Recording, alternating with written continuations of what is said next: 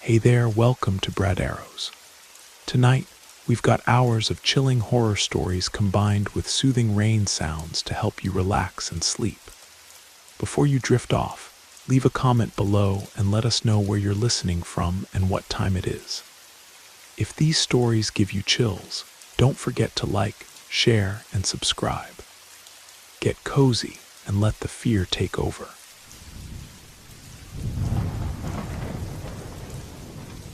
Be careful what lingers in your mind before falling asleep.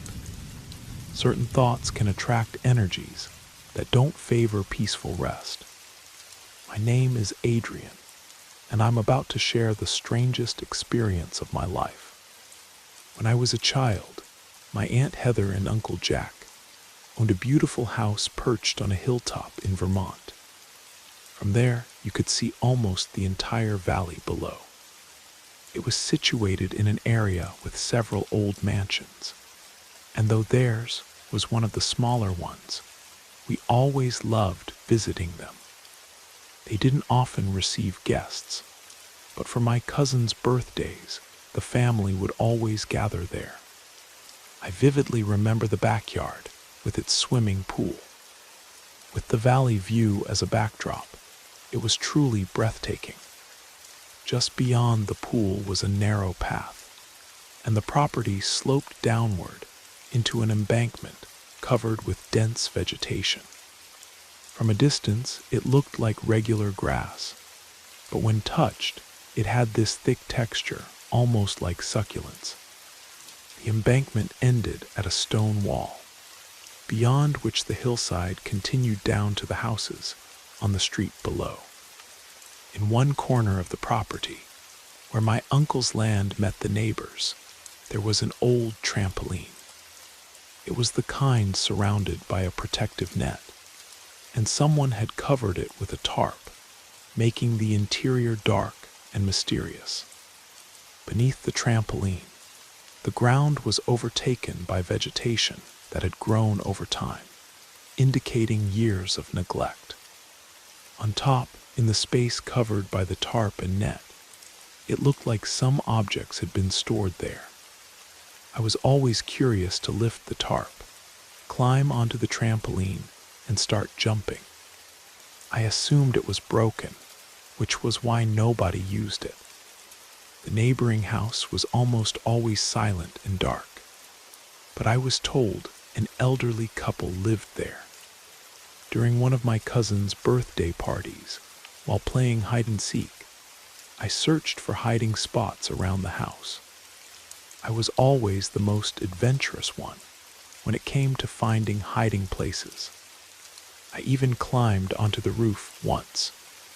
In the middle of that game, looking for the most improbable places where no one would think to search for me, I approached that corner of the yard. No one ever went to that corner.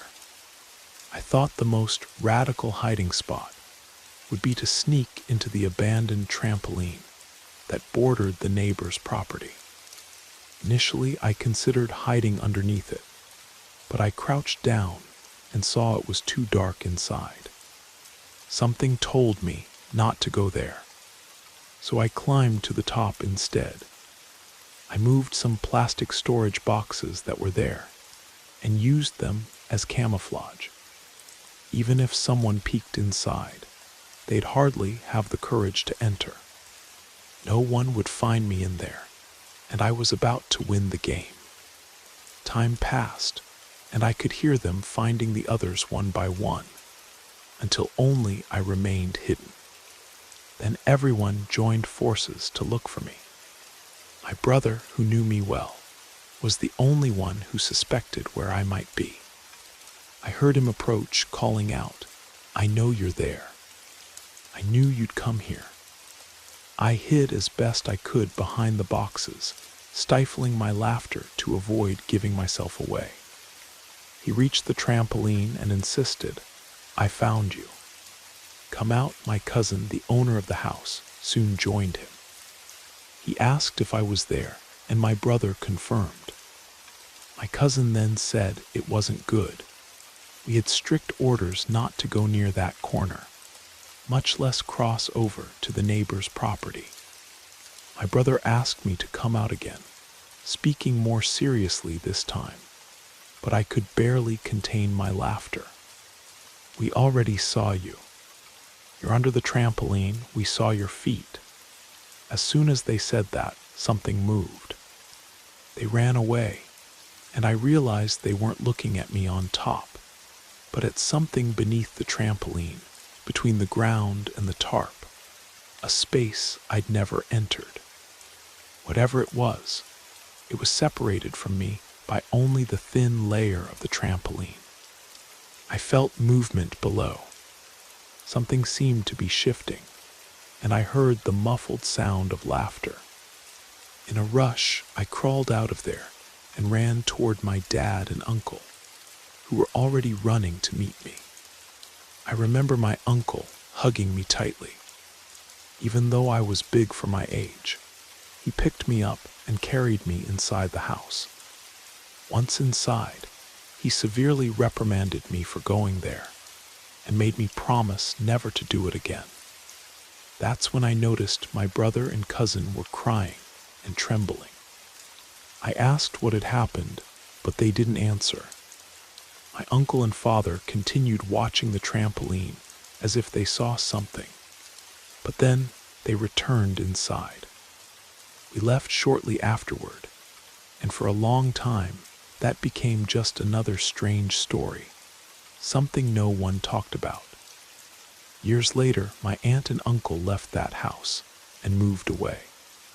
When they returned 2 years ago, my brother and I reunited with our cousins after a decade. We were all past 20 now, and it had been a long time since we'd spoken about the incident. The reunion was joyful, and at one point, I asked if they missed that beautiful house with the spectacular view we all loved. They told me that was actually the last thing they missed. In fact, it was one of the reasons they had insisted their parents move away as quickly as possible. They said there was something very bad in the house next door, something that always tried to invade their home. As soon as they mentioned this, I noticed my brother's discomfort. He begged us, almost pleading, to change the subject, but I continued asking. "Don't you remember?" "You saw it too," they insisted. I was confused. "Don't you remember my birthday when you crossed over to the neighbor's property and hid in the trampoline?" my cousin asked.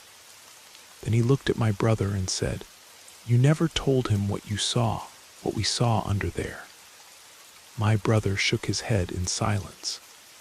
It was my cousin who began to explain. Next door lived some old people who almost never left their house. But it wasn't just them living there. My brother, and even my mom sometimes saw something that came out from under their house, walking around their yard at night. It looked like a woman, or something resembling a woman. It had thin hair and wore a dress that made it look like a ghost. For a long time, we thought that's what it was, a spirit. But now I'm not so sure anymore. Maybe it was some disturbed person living hidden there, taking advantage to eat the old people's food while they slept. He continued, more seriously. "That time when you went into the trampoline to hide, your brother went after you because he suspected you were there. When he got close, he saw something move underneath. He called you, asked you to come out, but you ignored him. Then I went over. He showed me where you were. He said he saw you down there, but I wasn't sure if it was you. I grabbed a rock or something nearby and threw it inside. Then it appeared, a head emerged, looking directly at us. It was her, the woman who lived under the house. At that moment, I saw her up close. We ran to get help because we knew you were nearby, and to be honest, we feared she had gotten you. After that, they made us promise never to tell anyone," he finished. I laughed and asked my cousin, why they would have done that. Because she wouldn't let you leave, he replied. I fell silent, processing what he was saying. Suddenly, the memory returned. I remembered that as I tried to crawl out, hands that emerged from under the trampoline, grabbed me by the leg. I screamed, cried, and begged for help, until I saw my uncle approaching with my father right behind him. I recalled how I managed to break free and ran straight into my uncle's arms, who held me tightly despite me being a large child. They took me to the kitchen, where my cousin and brother watched me, trembling, while I couldn't stop crying. I remembered everything now. My cousin told me that after that episode, that woman began to approach their house more frequently. They would see her in the garden, hear her moving under the house, everyone except their father, Uncle Jack.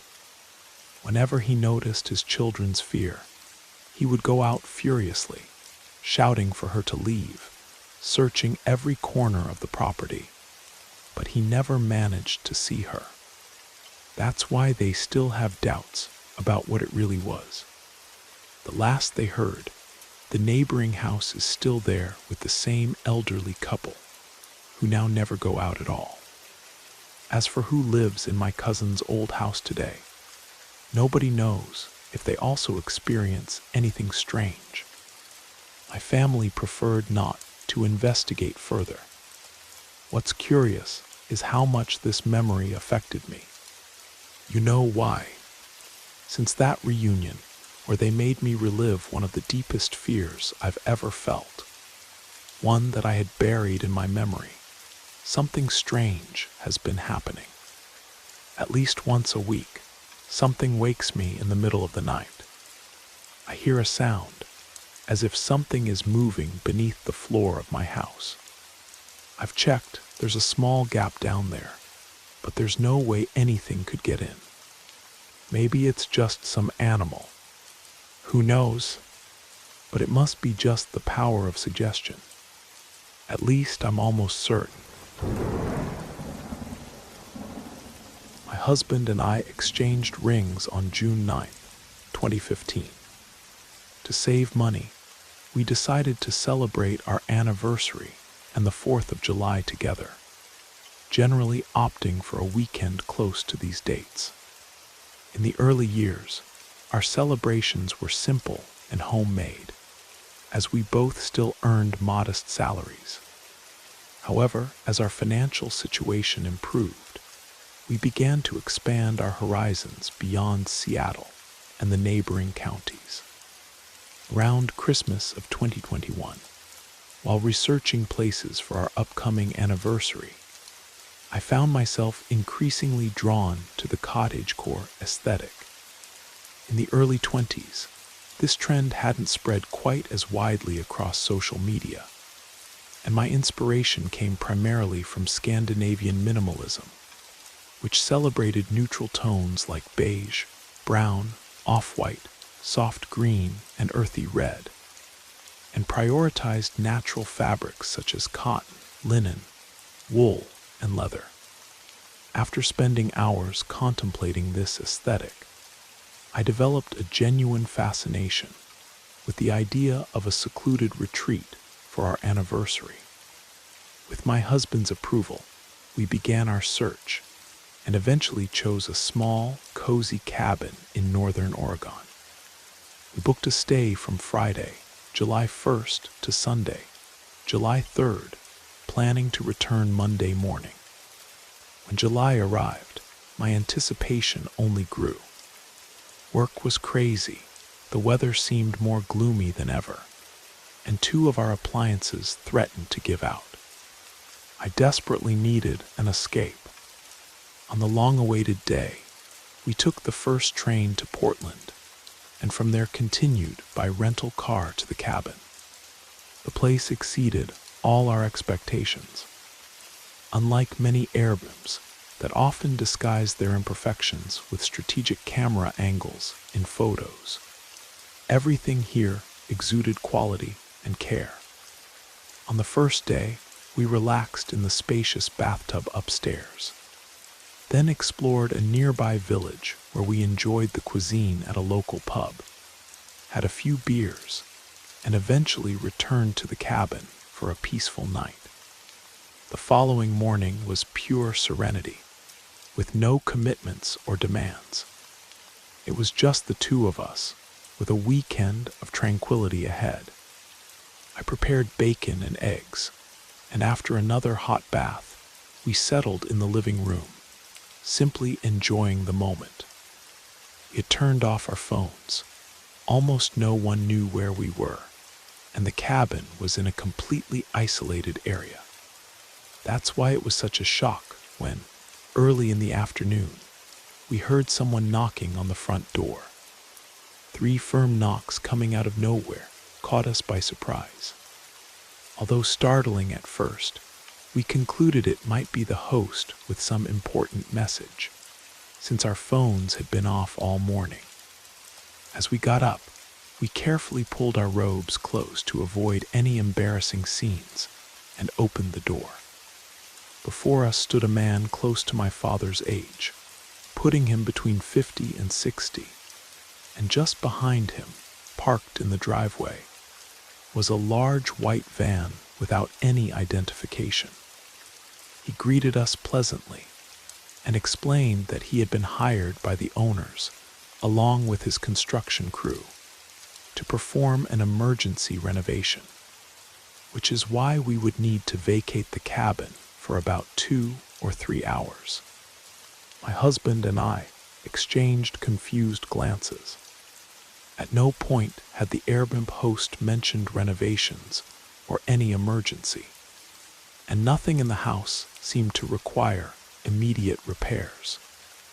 When we raised the possibility of this being a misunderstanding, the man shrugged with irritating indifference, saying that to him, work was work, and asked when it would be convenient for us to leave for a while. My husband, usually calm and patient, rarely loses his composure, but paying nearly $2,000 for an interrupted rest clearly bothered him, and I could see he was internally furious. Trying to keep the situation under control, he asked the man to wait a few minutes as he wanted to call the host and clarify everything before making any decision. At this moment, the constructor completely changed his tone. Suddenly, all cordial demeanor disappeared. With a harsh, hostile voice, he blurted out, "Hey," and intercepted my husband's attempt to close the door. The situation escalated when he said, with an almost threatening firmness, "I tried to do things in a friendly way, but if you keep making it difficult, we'll do it my way." My husband and I exchanged incredulous, indignant looks. "What do you mean?" we responded, astonished by the absurdity of his rudeness, as he continued to insist we leave the cabin. My husband muttered something about calling the police and slammed the door in his face. At that moment, we didn't actually call the police. Instead, I called the host to verify the truth of the story the man had told. A few minutes passed before they returned our call, and when they did, they vehemently denied that any renovation was planned. We tried to understand who the man was and the reason for his threatening behavior, but the host had no idea who he could be. They advised us to call the police if we didn't feel safe, and also offered a full refund if we preferred to cut our stay short. The host and his wife, both retirees who supplemented their income by renting out the cabin, were exemplary in their kindness. So instead of fleeing at the first sign of trouble, we decided to stay, feeling grateful for their support and determined to enjoy every moment of the vacation we had worked so hard to take. Whatever the strange plan of that man was, we were reasonably confident that the mere mention of police would make him reconsider any idea he might be plotting. And if it didn't, well, we'd deal with it when the time came. If we had any notion of what was about to happen, any clue at all, we would have left the cabin in less than an hour. But there was no sign. When he started to become aggressive, his vague, hostile threats only served to put us on our guard. Not knowing exactly what he intended, we decided to stay. It was only a few hours later that everything began to fall apart. Night was beginning to fall around 6 o'clock, and given the time of year, darkness was already dominating outside. Of course, we were still uneasy about the disturbing visit from the man earlier, but my husband found an old baseball bat in a closet upstairs, which brought us some relief. Besides, hours had passed without any sign of the intruder, so, crossing our fingers, we decided to continue with our romantic weekend. Not very hungry, and knowing the pub would still be serving until 8, we decided to relax a bit in the bathtub before heading to the village for dinner.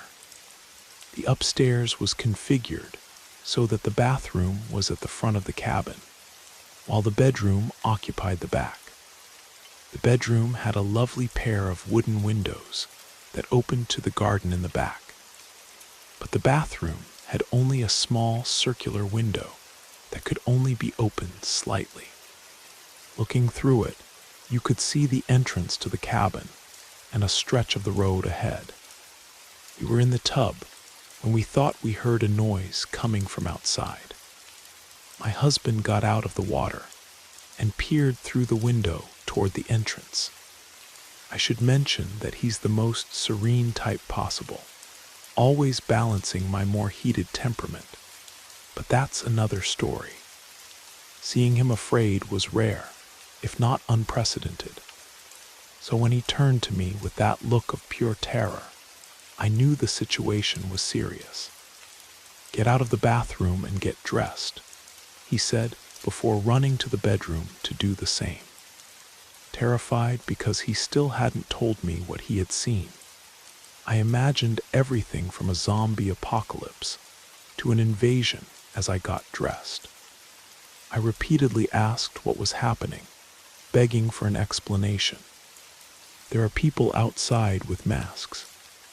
We need to, at that moment, I knew it had something to do with the man who had appeared earlier.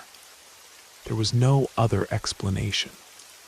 I just didn't understand how it was all connected.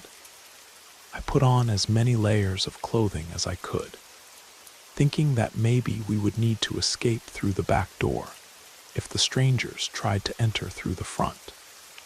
And then bang! A sound of impact echoed. It was a sledgehammer being driven into the front door. That was the signal for us to leave for good. We hurried down the stairs, seeing with our own eyes the damage the invaders had already done to the door, and ran to the kitchen where the back exit was located. It was terrifying, but I remember thinking that whatever these men wanted involved the cabin and not us directly. If we just left and stayed away for a few hours, everything would be okay, right?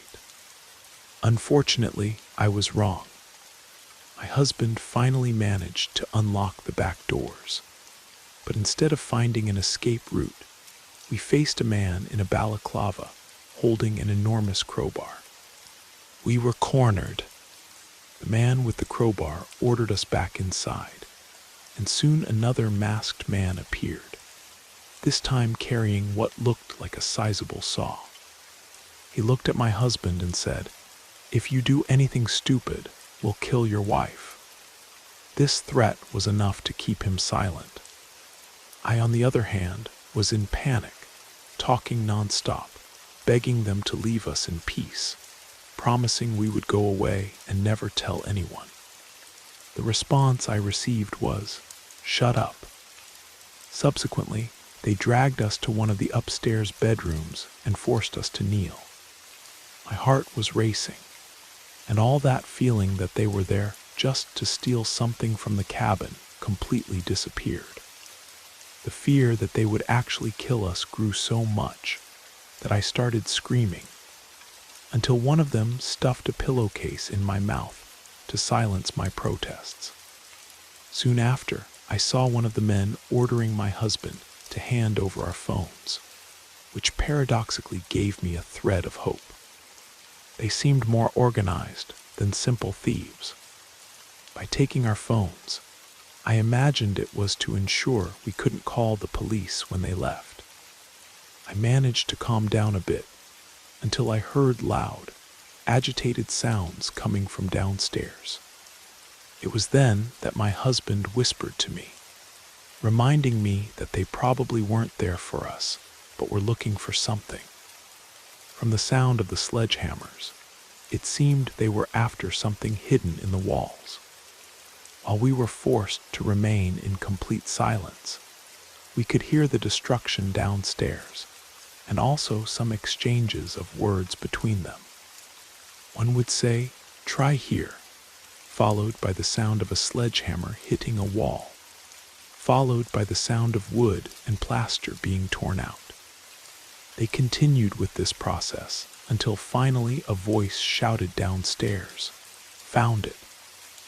I couldn't see what they had found, but it was evident they had found what they were looking for, as there was a general commotion. The man who was guarding us leaned toward us and whispered threateningly, "I don't want to hear a peep until we leave.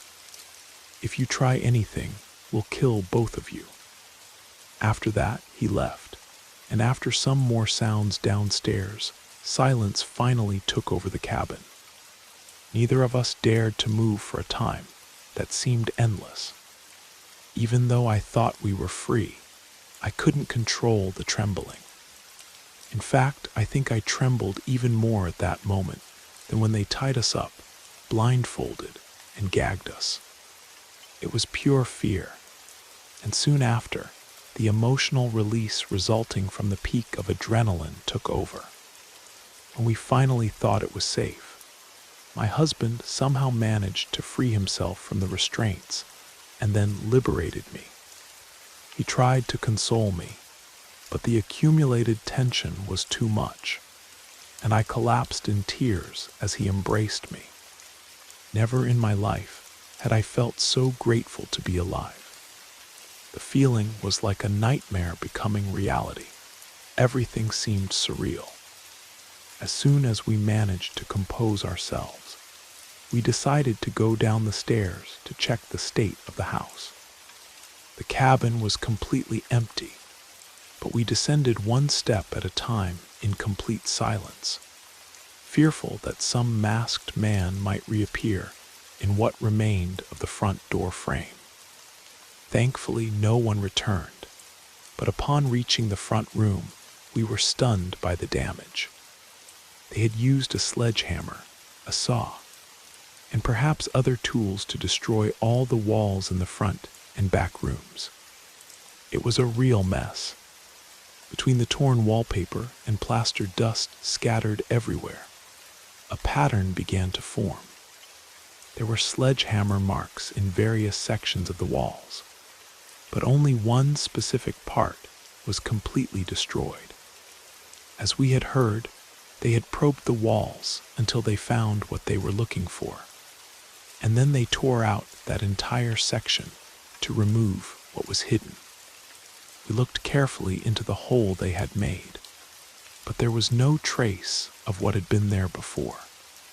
They had also destroyed the landline, so without another communication option, we had to walk to the village to get help. We arrived at the local pub and settled in a corner. When the locals learned what had happened to us, it didn't take long for them to form a line to offer us drinks and show solidarity. For me, that was perfect to calm my nerves. But for my husband, who was the designated driver for the return to Seattle, not so much. A few hours later, we had dinner, made calls to the police, the Airbnb host, and our families, explaining what had happened and our plans for the next steps. Then we waited at the pub to give a statement to a local police officer, while other agents went to the cabin to isolate the area. We told them everything we knew, exchanged our contacts, and then hit the road back to Seattle. We were still shaken. If they hadn't destroyed the door in the middle of an Oregon July, maybe we would have even stayed until the last night. However, as soon as we got home, our only desire was to take a hot shower and go to bed early. But the next morning, while having coffee, the speculations began. We talked about how sorry we felt for the cabin owner. Sure, what we went through was terrifying, but we came out physically unharmed, and nothing was taken except our phones, both insured, thankfully. But our hosts, a friendly retired couple, saw their additional source of income turned upside down, their life investment destroyed after having put so much into renovations.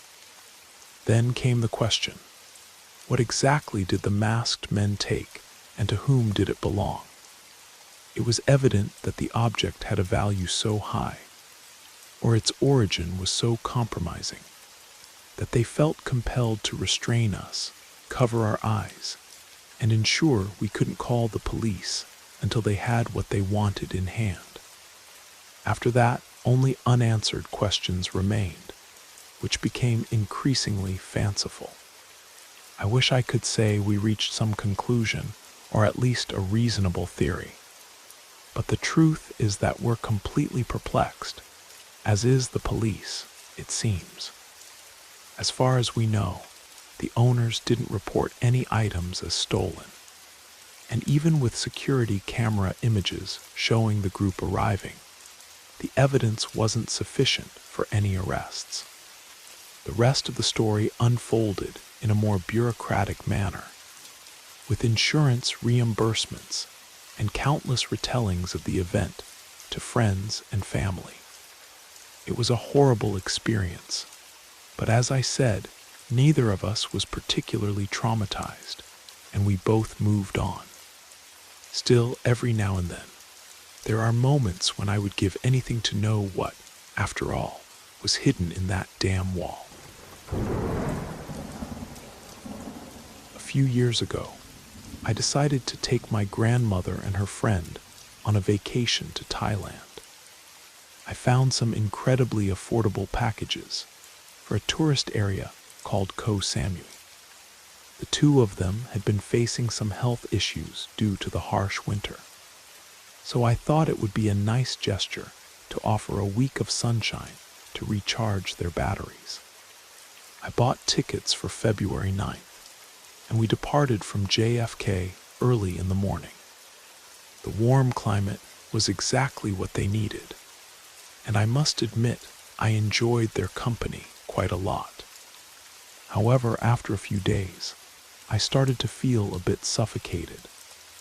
While my grandmother and her friend were more than content to stay poolside, exchanging conversations and enjoying non-alcoholic cocktails, I felt a growing desire to explore the place. After all, I had traveled halfway around the world to be there, and wanted to know more about the country, experience the culture, and savor genuinely local food, something beyond the Americanized cuisine that dominated the resort's menu. I also yearned to interact with the locals, and as Valentine's Day approached, I realized my desire for more intimate companionship was also growing. At this point, I need to make a small revelation. I'm a gay man. At the time, I was in my 30s and totally available. Although I'm not a fan of fleeting romances or casual adventures, that time of year awakened a certain romantic nostalgia in me. And as silly as it may sound, I began to wonder if I could meet someone special to share a bit of affection in such an exotic place. I knew that Thailand isn't exactly a haven of tolerance for the LGBTQ plus lifestyle, at least not everywhere. So I didn't expect to find bars where I could flirt carelessly. So I decided to take a look at Grindr to see who was in the area. I spent the day swiping here and there, and among some tourists and a few locals who showed their faces, one profile caught my attention. He was tall, tan, and truly enchanting, the kind that makes anyone sigh. His bio said he worked as a resort manager, and his English seemed impeccable. I decided to swipe right, somewhat skeptical about the possibility of a match, because he seemed too sophisticated for me. Meanwhile, I started planning a trip to the old town to explore some temples and the local market. The next day, I took transportation from the resort to the old town, walked through the markets, and photographed some of the fascinating things I saw along the way. On my return to the bus stop, I passed by a cafe with free Wi-Fi. Since I had deactivated mobile data to save money, I took the opportunity to connect and send some photos to my grandmother, almost like a teasing message. Look what you're missing. Well, just as I was trying to send a photo, a notification from Grindr appeared, and it was none other than the gorgeous Thai man I mentioned earlier. I sat there staring at the screen in pure disbelief, thinking to myself, this must be my lucky day. I barely had time to process it when he started writing a hello. That was enough. We exchanged messages for about 30 minutes while I strolled the streets, unable to contain a silly smile. When I told him I would only be in town for a few more days, he asked if I would like to meet him that night.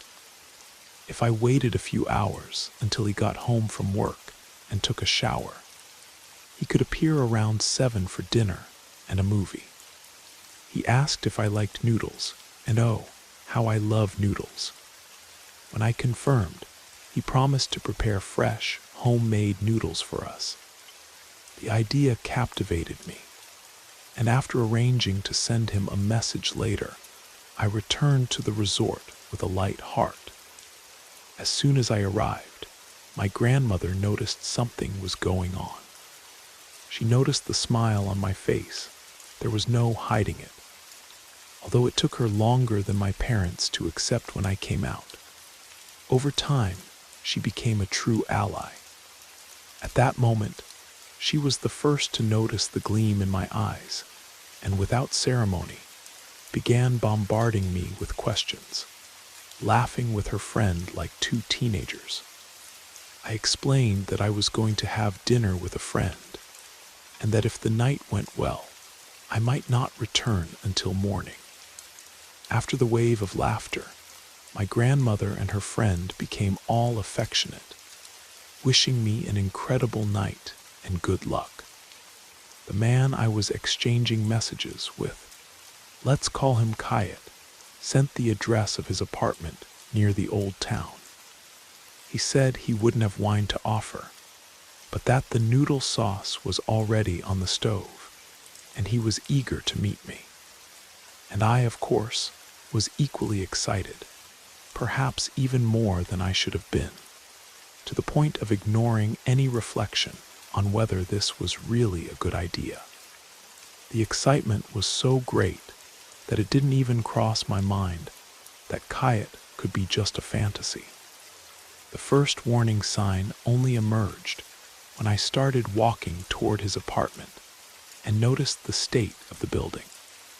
It wasn't completely abandoned, but it was far from looking like the home of someone who, from the photos, conveyed an image of wealth and elegance. That simple, worn-down construction didn't match the Kayat I had imagined. But instead of listening to my own instinct and reconsidering, I ignored any concerns. This was my chance for a memorable night, and I kept going when I should have turned back. In the end, I paid dearly for not listening to my intuition. I arrived at the apartment with the number he had given me and knocked on the door. From the other side, absolute silence. Perhaps I had a somewhat optimistic expectation of hearing soft music or the sound of something being prepared in the kitchen when visiting someone for a date. But that complete silence made me uneasy. Then the door opened, and who appeared was not Kayet, not by a long shot. It was an unknown man, bearded and with a robust build, who strangely knew my name. It was so unexpected that I was speechless for a few moments. My first thought was that I had fallen into some kind of trap, but the man called me by my name and in a friendly tone invited me in, explaining that he was Kayet's friend and that he would arrive in a few minutes. Still, I hesitated. Something told me something was wrong. The man, sensing my discomfort, said something that initially had a reassuring effect.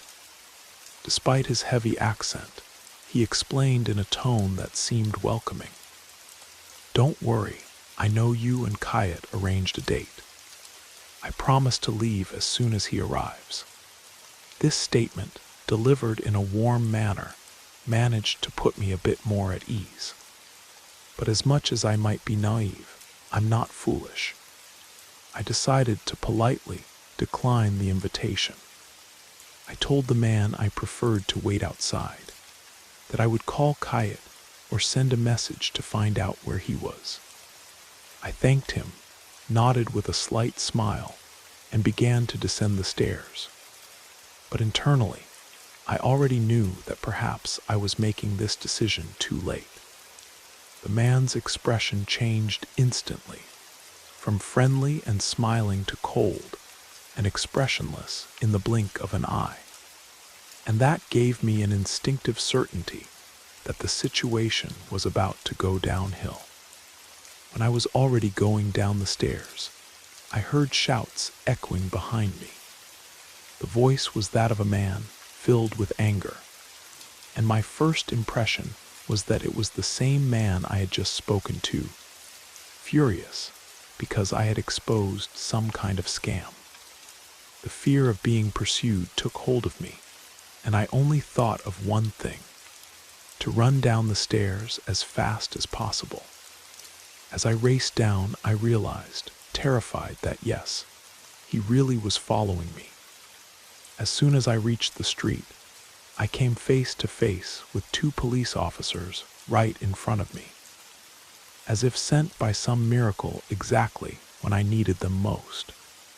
I began to explain in the simplest English I could manage what was happening, hoping they would understand me. But as I spoke, their expression began to change, and I soon realized that these men were not there to rescue me.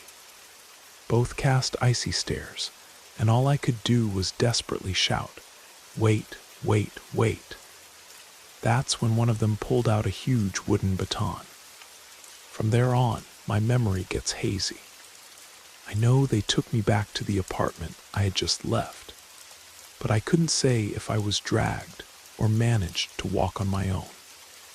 The next memory I have is of being hit with punches and kicks, while the man who opened the door asked questions in English.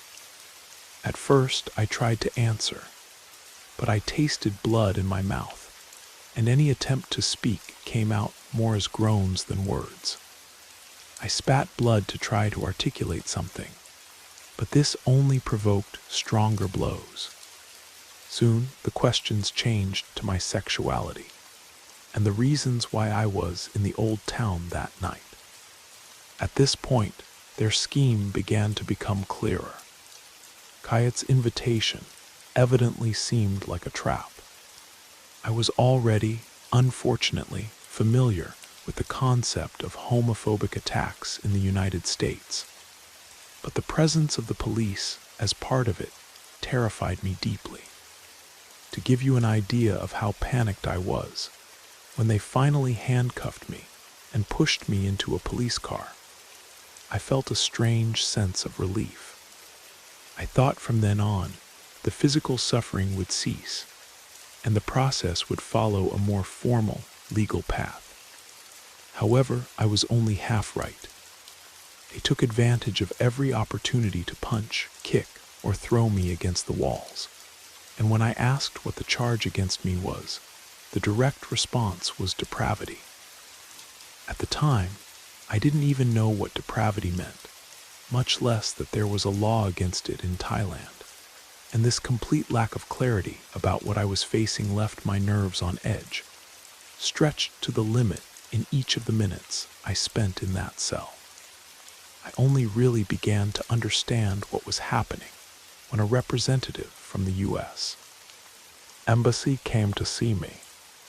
I never imagined that seeing another American would bring me so much relief. And just the fact that he treated me with dignity almost made me cry. His name was Daniel, and as much as finding someone familiar was comforting, the news he brought wasn't exactly encouraging.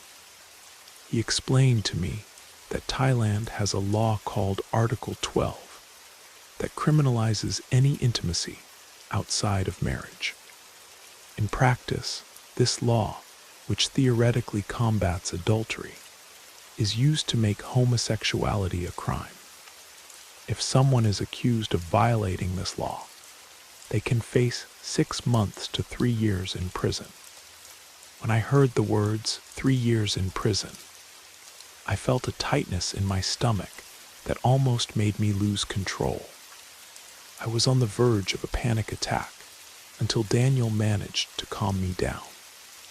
He assured me that the U.S. Embassy was pressuring the Thai government on my behalf, but that I would need to collaborate as well. This meant maintaining absolute silence about my sexuality. If they asked me questions, I should only answer with "I don't recall," or "my intentions were purely platonic." These 2 phrases would be my line of defense, repeated until the police gave up on the charges for lack of evidence.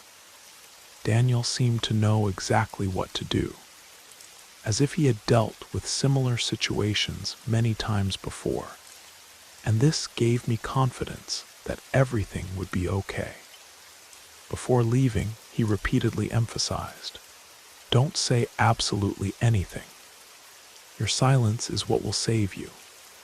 He was right, but my God, the Thai police used every possible trick to try to extract a confession.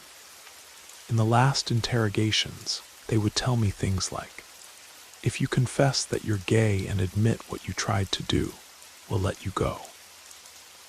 They tried to seem genuine, which made it all the more revolting, as it was clear they only wanted to incriminate me and apply a severe punishment.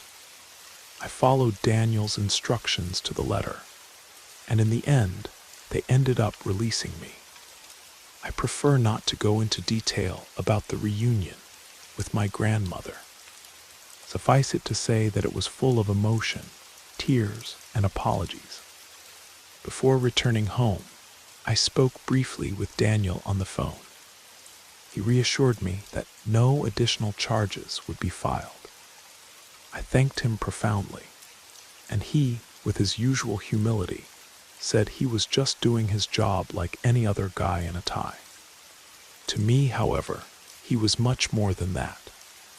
At the moment when I was on the verge of collapse, he was my hero, the kind of silent, discreet hero you hardly imagine exists. As dusk settled on Valentine's Day, 2017, around 6 in the evening, 25-year-old Franco-American Philip Leroy sat down for dinner in West Harbor, his small hometown in Maine. As soon as he finished, he laced up his boots, grabbed his car keys, and set off toward a small town called Eastport, a short journey away. In Eastport, Philip owned and operated a small pig farm where he worked with the help of his older brother Matthew. But that night, A heavy snowstorm had tied Matthew up with other tasks related to clearing the accumulated snow. Philip had invited his father to accompany him instead, but the man declined, discouraged by the intense cold, a choice he would later deeply regret. The routine work at the pig farm usually took between 2 and 3 hours. However, when the clock struck 2 in the morning and Philip still hadn't returned, his mother began calling the farm, worried. With no answer on the phone, Philip's father and brother decided to drive to Eastport to find out what had happened. When they arrived at the farm, the two found Philip's truck parked with the rear door open and the keys still in the ignition. It seemed that the vehicle had been there for some time, as snow was beginning to accumulate on the edges of the truck bed. The engine was in perfect working condition, and in the back seat was a bag containing Philip's work clothes. They noticed that the clothes still had fresh dirt on them, and the pigs had been fed, indicating that Philip had disappeared right after finishing his chores. They called out for him, hoping to find him nearby, but were met only with the squeals and grunts of the pigs, as if Philip had simply vanished. At 6 in the morning, Matthew and his father returned to West Harbor after checking the nearest hospital. They contacted the police to report Philip's disappearance. In the days that followed, the Maine State Police launched a large-scale search, using specialized tracking dogs, helicopters, and mobilizing legions of volunteers from throughout the region. Initially, the effort seemed promising, but a few days later, a monumental snowstorm covered the area with a thick layer of nearly 10 feet of snow. The volunteers made their best effort, probing the snowbanks with poles and rods, but frustratingly, no sign of Philip was found, and the search operation was suspended on February 23rd. After the frustrating failure of the searches, the police began to suggest that Philip might have traveled far away with the intention of ending his own life, or that perhaps he had voluntarily disappeared, wanting to start over elsewhere. His family, however, promptly refuted the possibility of suicide, and a state investigation agreed that this hypothesis was unlikely, as there was no suicide note or evidence of remains. The idea that he would have run away also seemed improbable, considering that all his personal belongings were at home, and his bank account remained unchanged since his disappearance. But then, about 3 weeks after Philip's disappearance, a new and disturbing theory emerged. One day, Matthew received a call from one of the detectives investigating the case. The detective asked if he had noticed anything unusual in the pig's manure. Matthew replied that he hadn't, until he suddenly understood the detective's insinuation.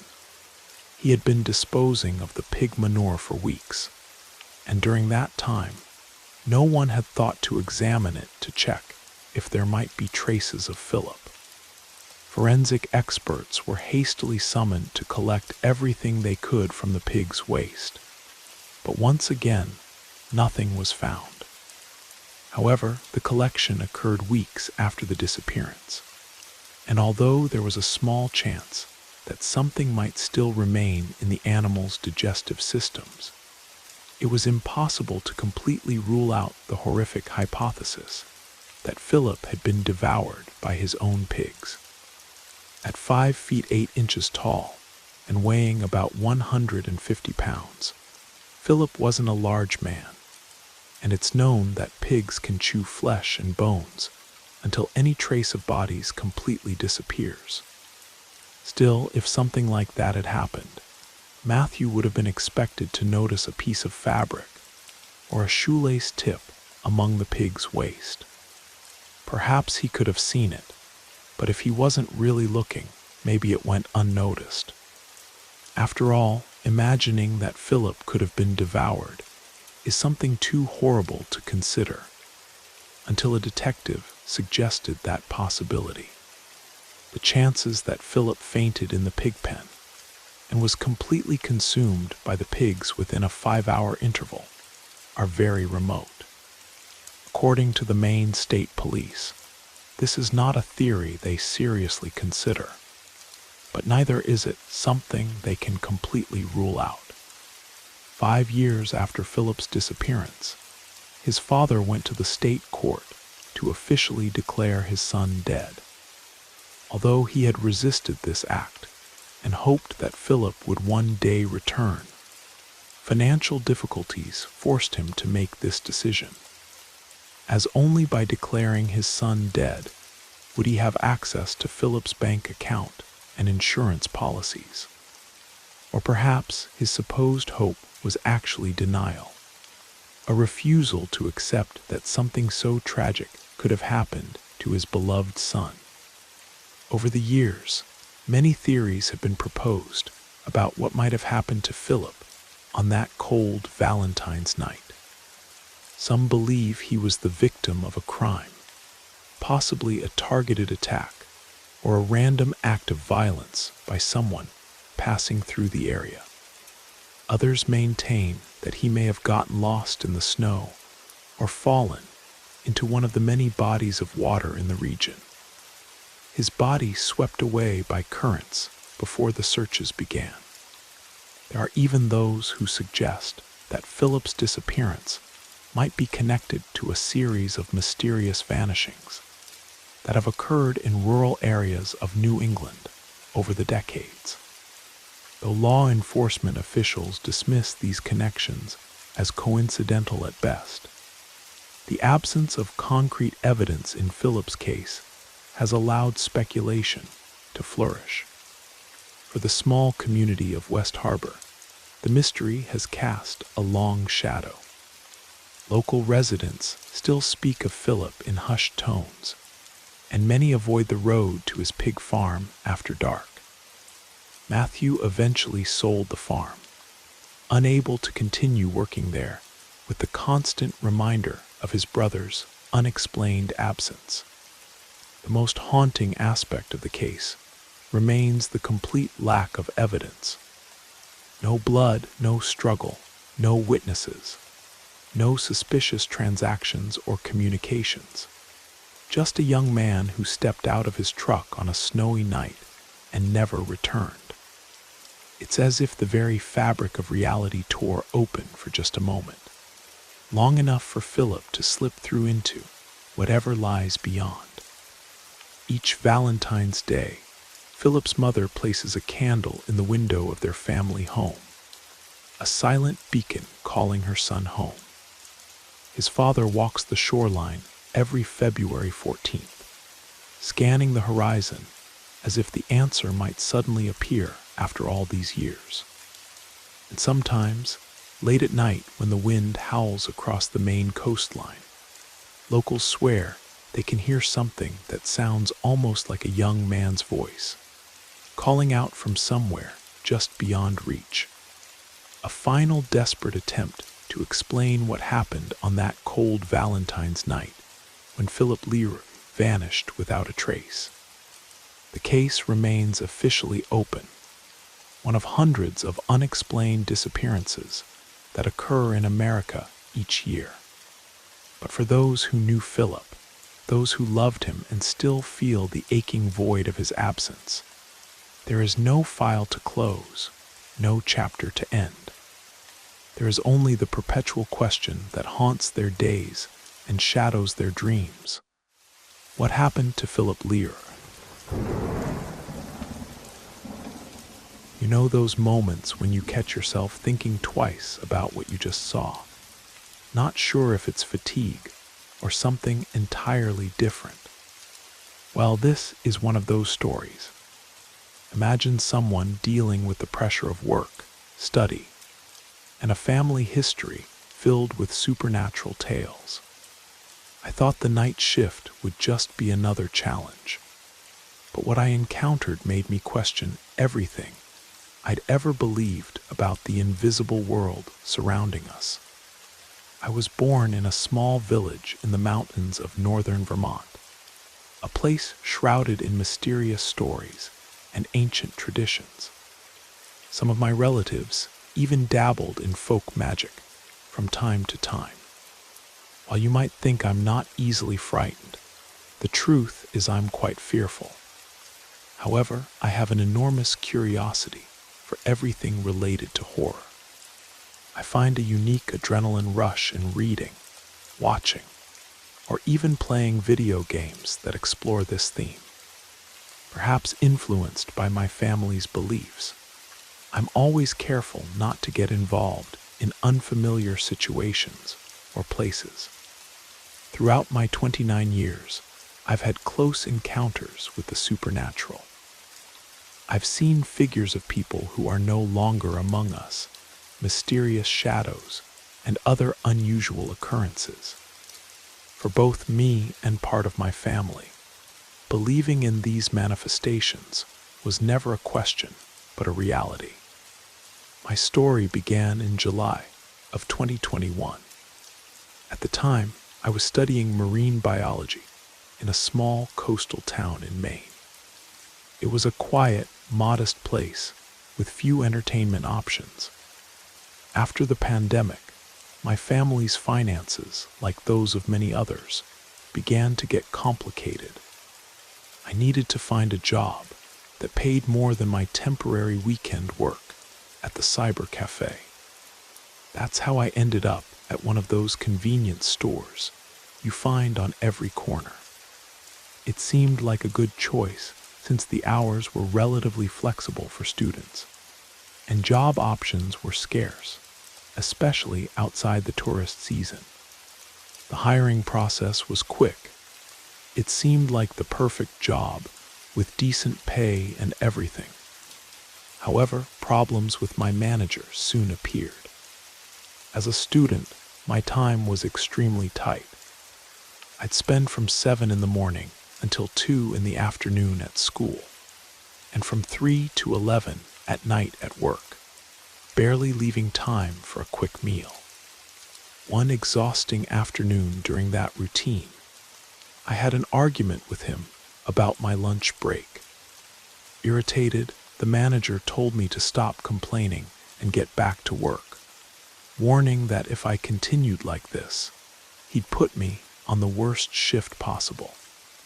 That same week, a friend and I were tasked with organizing the storage room where the store received its products.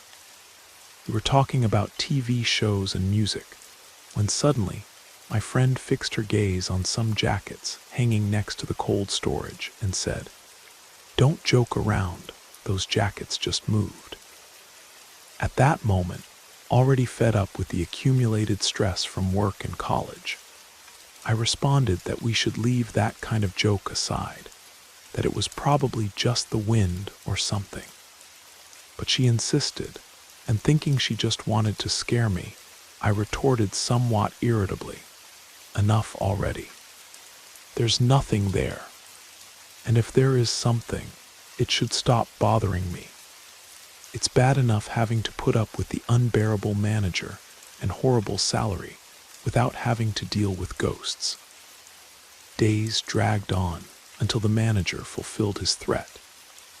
He put me on the night shift on a Friday, right on the night of a university party at the bar next door. I had no choice but to accept, though at least the night shift paid a bit more, and I wasn't one to frequent parties anyway. The night progressed without surprises. Several drunk customers and others under the influence of substances I'd rather not guess, but all within expectations.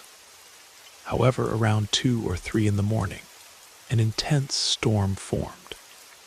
The rain lashed the store with such violence that we lost electricity, forced to rely only on the emergency generator.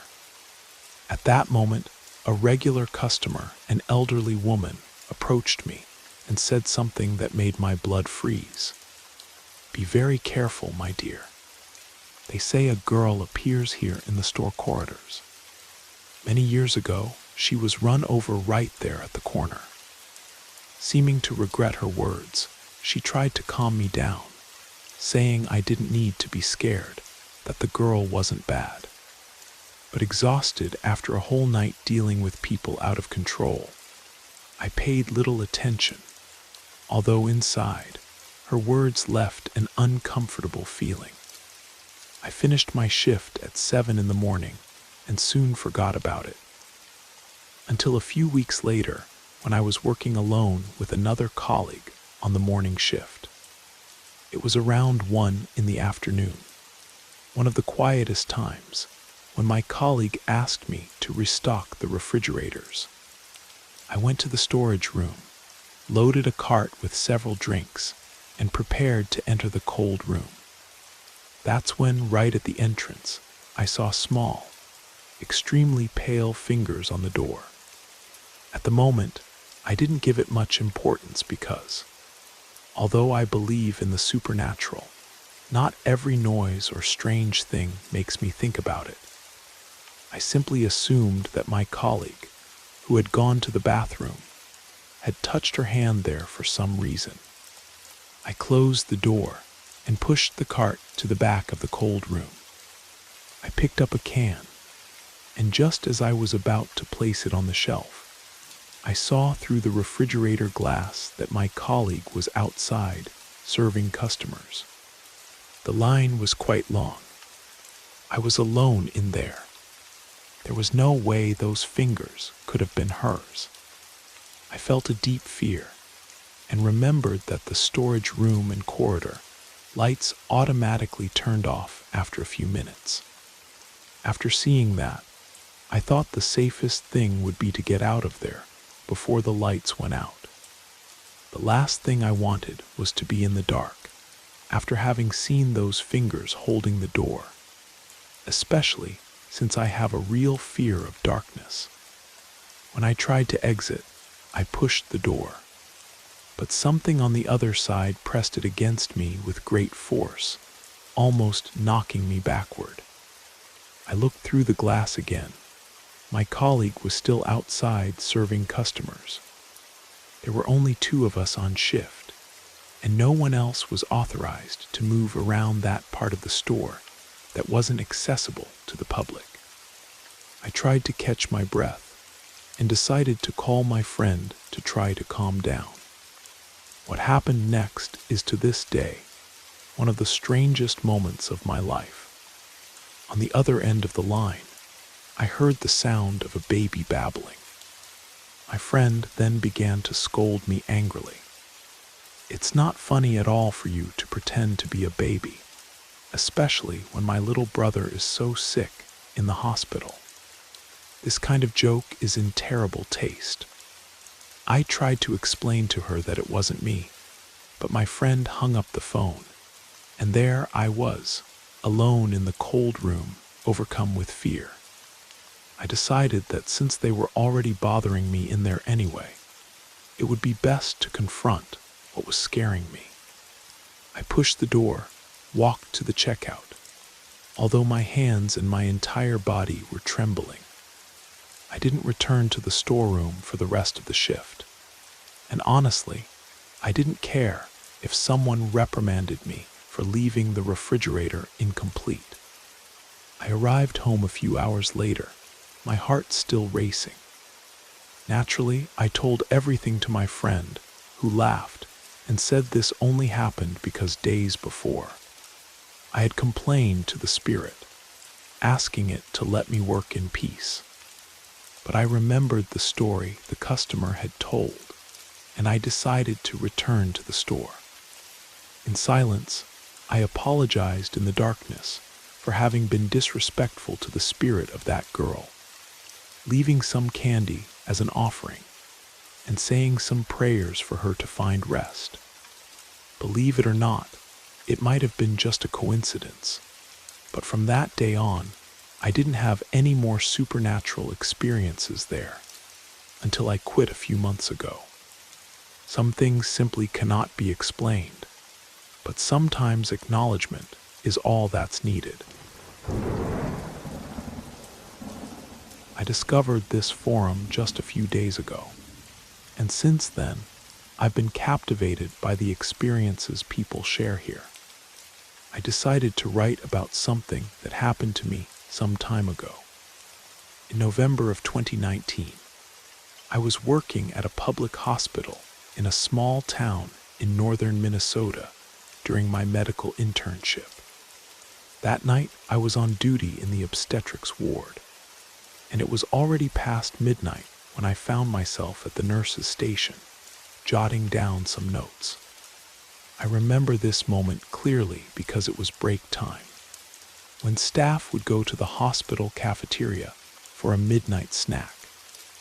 In the area where I was stationed, the nurse's station was the only access point to the rooms where patients were hospitalized. All rooms opened onto a corridor that ended at the station. The head nurse informed me she was going to take her break to eat, and that upon returning, she would administer the pending medications, leaving me alone there. I took the opportunity to review the chart of a patient who needed medication. I went to her room, asked a few questions, and concluded by saying, "The nurse will be here soon to administer your medicine." To my surprise, she replied, "She already came."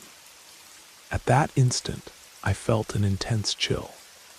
I knew I was completely alone there. With a trembling voice, I asked how the person was dressed.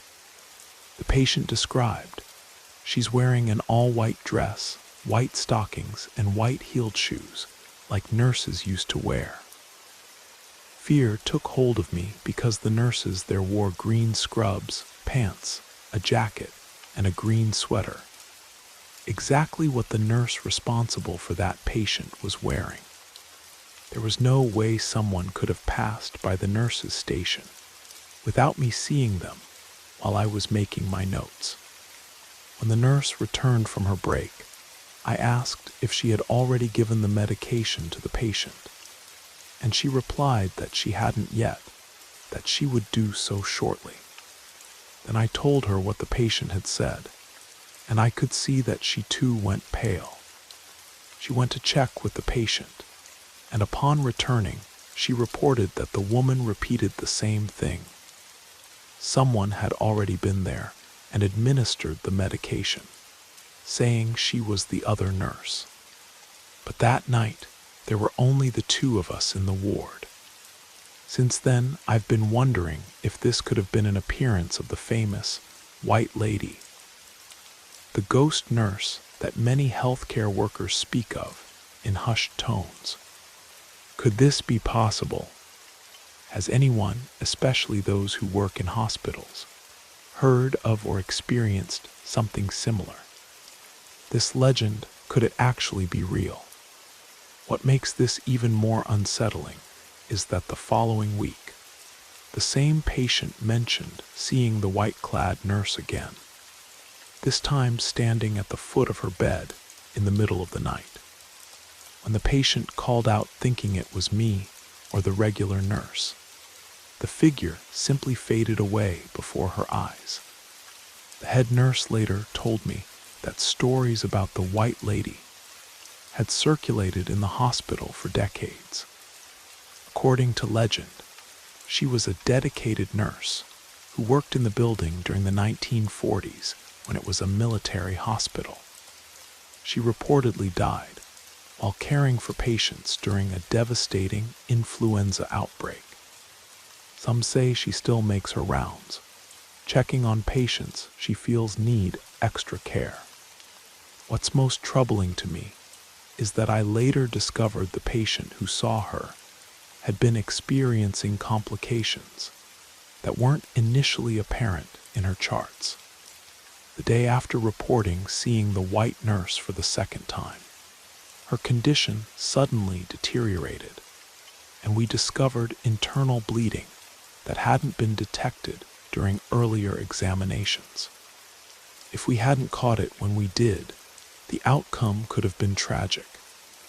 Sometimes I wonder if the White Lady was trying to alert us to something we had missed. I've since encountered 3 other instances of patients reporting similar visitations, and in each case, there was something medically significant that required urgent attention.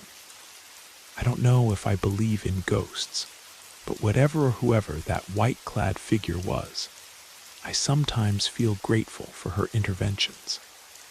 Is she a guardian of sorts, or just a figment of desperate imagination in a place where the line between life and death is often so thin? I still don't have the answer. Shortly after ending a relationship, I began talking with a young woman from Scotland whom I met on a dating app. Our conversations gradually intensified. First, we exchanged messages, then progressed to calls, and finally, we started video chatting almost every night. The connection between us was evident, but she lived with a rather conservative family, which complicated things a bit. When the idea came up for me to visit Edinburgh to meet her, she explained that although she was excited, she couldn't host me because of restrictions imposed by her parents. When I suggested splitting a hotel room, she responded that it might not be a good idea during the first few days, as this would cause quite a stir in her family. At 23 years old and with a limited budget, I reserved a bed in a hostel in Edinburgh, not too far from where she lived. I prepared for the 8-hour flight by downloading some movies, aware that sleep wouldn't come easily. I already knew that flying was synonymous with insomnia for me, and this trip was no different. I tried to doze off, but nothing worked. So when I landed and called an Uber to the hostel, I had already been awake for 24 hours, exhausted by the 5-hour time difference. It was about 3 in the morning, but at least that meant I could lie down and sleep straight through without the discomfort of jet lag the next day. Arriving at the hostel, I was greeted by an uninviting atmosphere. The place was cramped, the lobby had a strange smell, and the receptionist seemed bored and without the slightest enthusiasm for his job. But it was 3 in the morning, so I cut him some slack. I walked to the dormitory where I would stay. There were 6 beds in the room, 5 empty, except for one where a man was sitting with a laptop on his lap, typing something. He gave me a quick glance before returning his attention to the screen. I said hi, but he didn't even respond, so immersed was he in his world. I decided to lie down on one of the free beds, even with the room light still on. After a few minutes, I asked if he minded if I turned off the light. He raised his face, stared at me with a vacant expression, and didn't respond. I persisted, thinking that perhaps he hadn't heard me, and he finally nodded, displaying an odd smile. I got up and turned off the lights, collapsed on the bed completely exhausted, and soon fell asleep. But to my surprise, I woke up a few hours later. The environment was still dark, but something was strange. I looked around and noticed that all the beds were empty. The man who had been there before had disappeared. I looked at the bunks next to me, and both were vacant, both the top and bottom parts. Something, however, had woken me up, and I felt it. I grabbed my phone and saw it was 5 in the morning. I needed to rest more, so I tried to convince myself that maybe he had left, or some sound from the corridor had woken me up. I turned to my side, closed my eyes, and tried to relax, with the soft noise of traffic outside as my only company. That's when I felt the bed shake slightly. and the metallic creak of the structure made itself heard along with a subtle yet chilling breath. Terrified, I raised my gaze, and to my horror, I saw a head hanging from the top bunk, peering down directly at me. The figure smiled with a disturbing countenance, and his medium-length black hair fell downward, shaped by gravity, as he stared at me upside down. It was a surreal and frightening vision, difficult to describe precisely. I let out a scream and fell from the bed when I realized what I was seeing. He then sat up on the top bunk, keeping his gaze fixed on me. In panic, I shouted, "What the hell are you doing?" while he was messing with something. He let out a strange laugh, a disturbing sound that left me uncomfortable. In an impulse, I turned on the light and began searching through my things, checking if everything was still there, all the while observing him out of the corner of my eye. That's when I heard the unmistakable sound of a cell phone camera, and when I looked in his direction, I saw him holding the phone pointed at me. He had just taken a photo of me. The guy was still laughing, staring at me in a way that only increased the strangeness of the situation. Something didn't add up with that man. I didn't know if he had some mental issue, or if he was acting with malicious intent. I decided to close my backpack and went straight down to reception, asking for a different room, preferably one of the private ones. I explained the reason and even tried to negotiate a cheaper rate, but the receptionist didn't budge. He only said he would check the room and talk to the guests who were there. I decided not to call the police because I didn't know if he had done anything truly illegal. But without a doubt, I left a review about the hostel. The rest of the trip was great. I enjoyed my time with the girl I went to meet, but every time I returned to the hostel, I was apprehensive, afraid of running into that strange guy again. Knowing that my image is on the phone of someone so weird bothers me deeply. Although I'm not a person of an aggressive nature, I confess I wish I had reacted more firmly in that situation. 3 days later, as I was returning to the hostel late at night, I saw him again. He was sitting in the common area, this time with 2 other men who looked similar to him, like they might be brothers or cousins. They were huddled together, looking at something on a phone. When he saw me, he nudged one of the others, and they all looked up at me with those same unsettling smiles. I quickly walked past them toward my new room, but not before I heard one of them say something in what sounded like Russian, followed by that same disturbing laugh. I double-checked that my door was locked that night and pushed a chair against it for good measure. The next morning, I went to the front desk and asked the receptionist if he knew anything about those men. He seemed uncomfortable with my question and initially said he couldn't discuss other guests. But when I pressed him, explaining that I felt unsafe, he hesitated before telling me that they had been staying at the hostel for almost 3 months. They always paid in cash, and there had been some complaints from other guests, though he wouldn't elaborate. I spent my final day in Edinburgh with the Scottish woman, and in a moment of candid conversation, I told her about the strange men at the hostel. Her expression darkened, and she asked me which hostel I was staying at.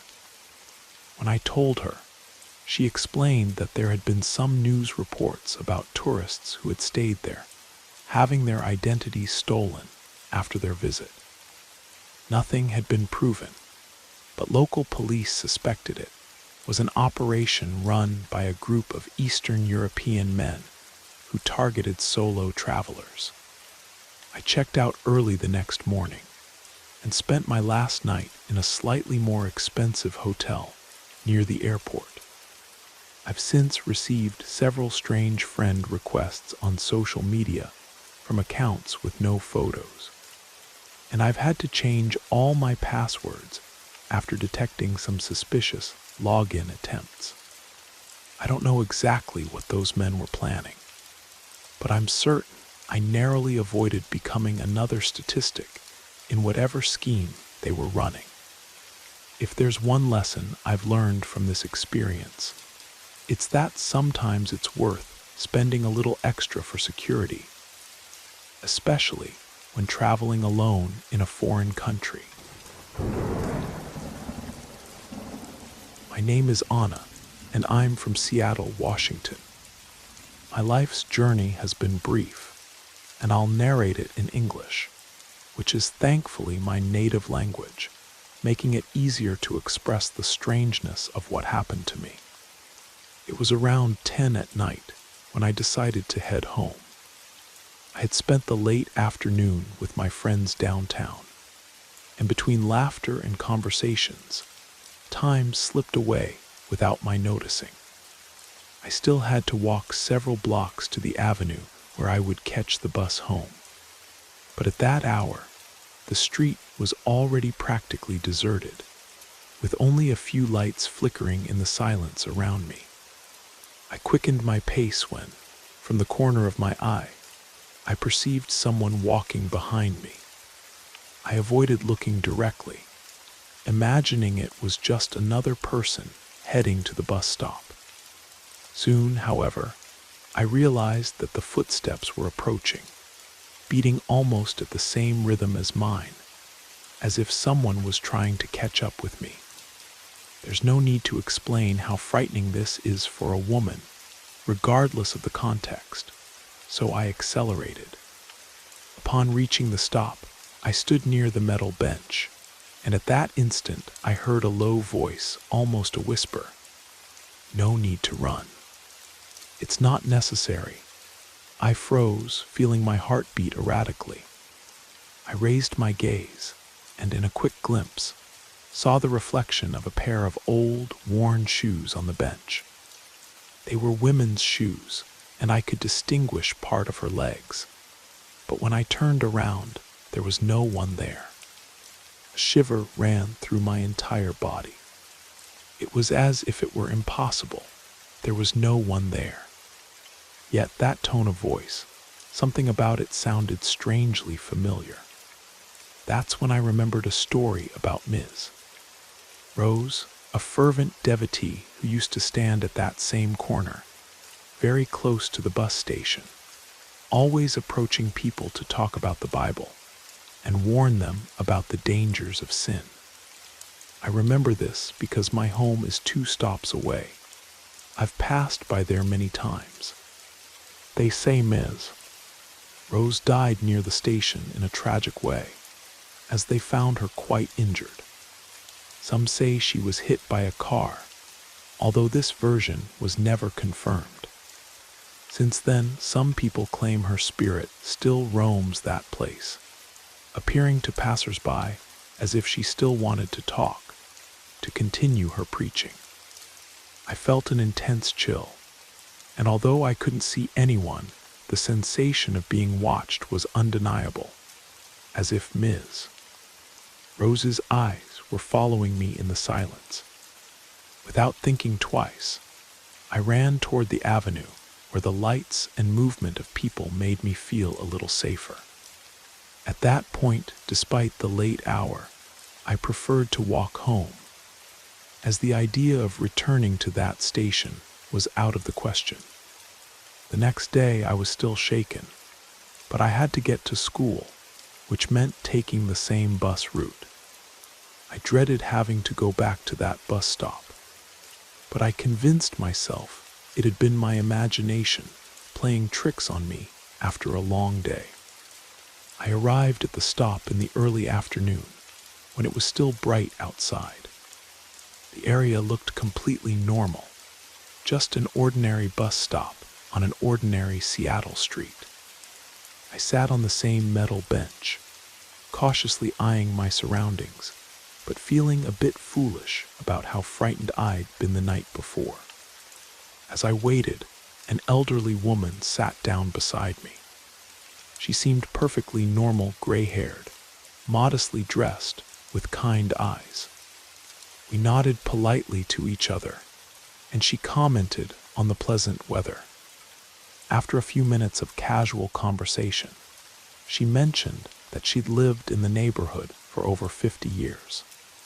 Something prompted me to ask, "Did you ever know someone named Ms. Rose?"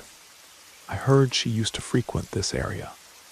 The woman's expression changed immediately. Her eyes widened, and she looked at me with an intensity that made me uncomfortable.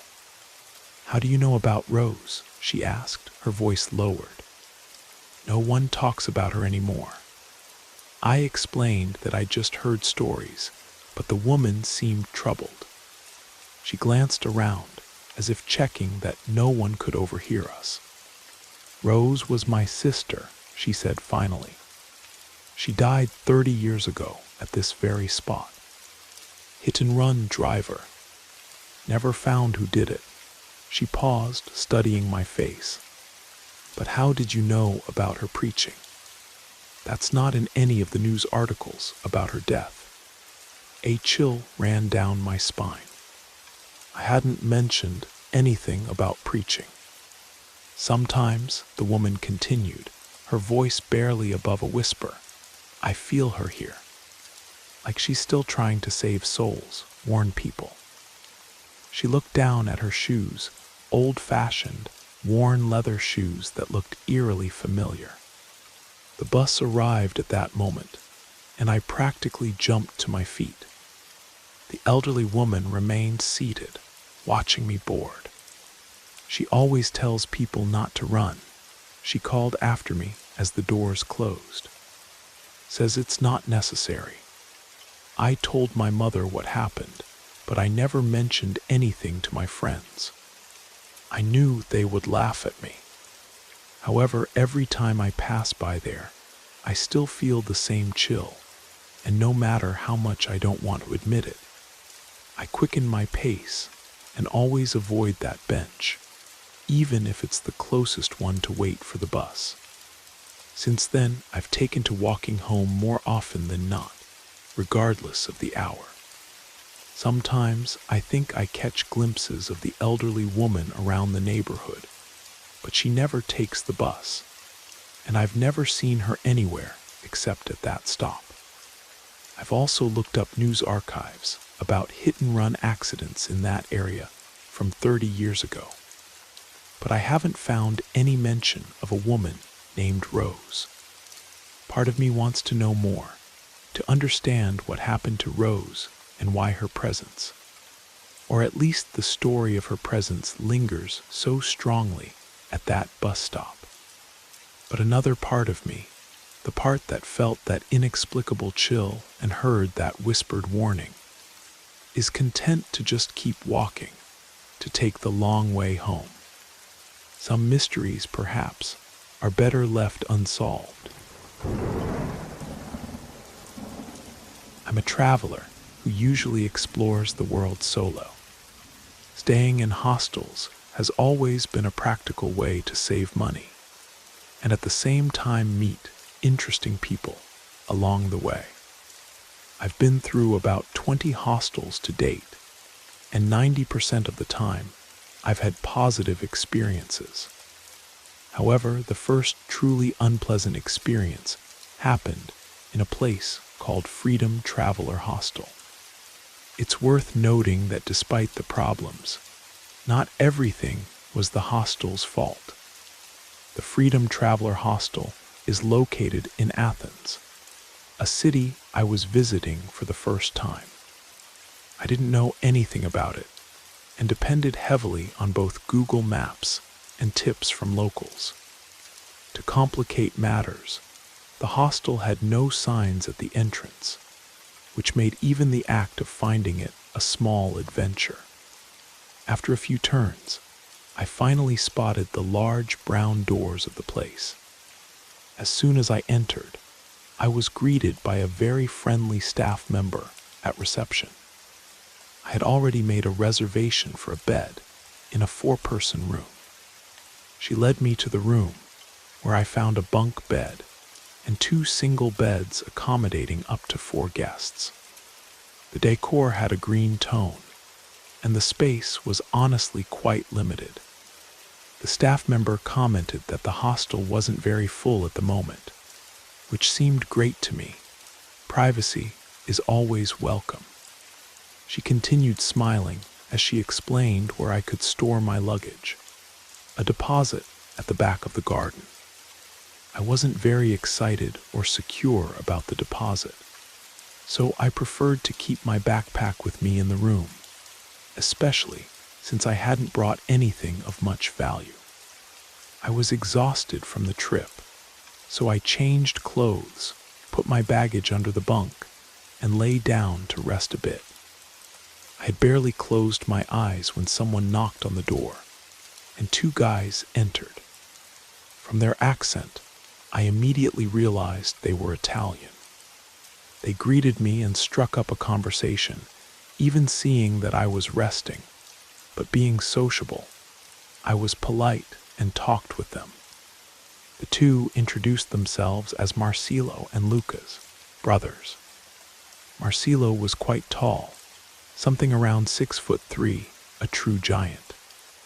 Lucas was a bit shorter, maybe around 5'11", but equally robust. The resemblance between the 2 was evident. Both had well-tanned skin and were in their early 20s, but already with some receding hairlines. At first, they didn't seem exactly friendly, but they maintained a casual air.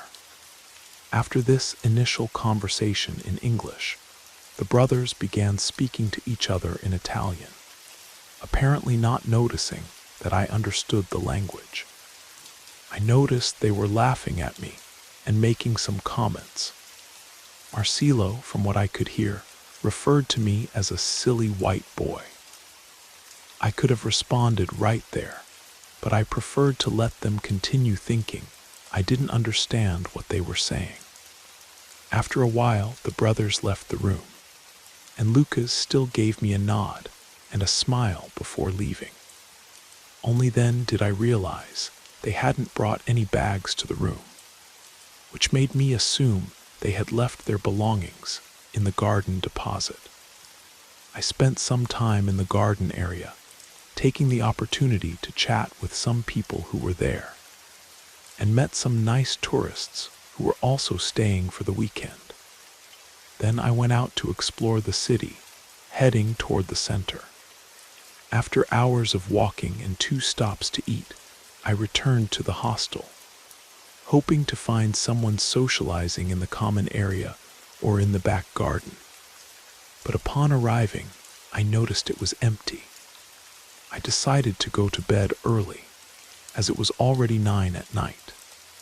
I don't exactly remember when I fell asleep, but I do recall when I woke up. The room was dark, but I heard whispers. The brothers had returned. I remained motionless, attentive to what they were saying in Italian.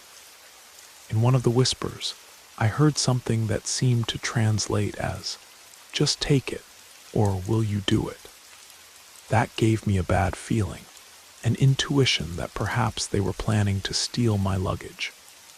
I waited, expecting to hear the sound of my bag being moved, to then reveal myself awake. However, instead of that, I felt a damp cloth with a sweet smell being pressed against my face. I reacted on impulse, shouting and forcefully pushing the cloth away.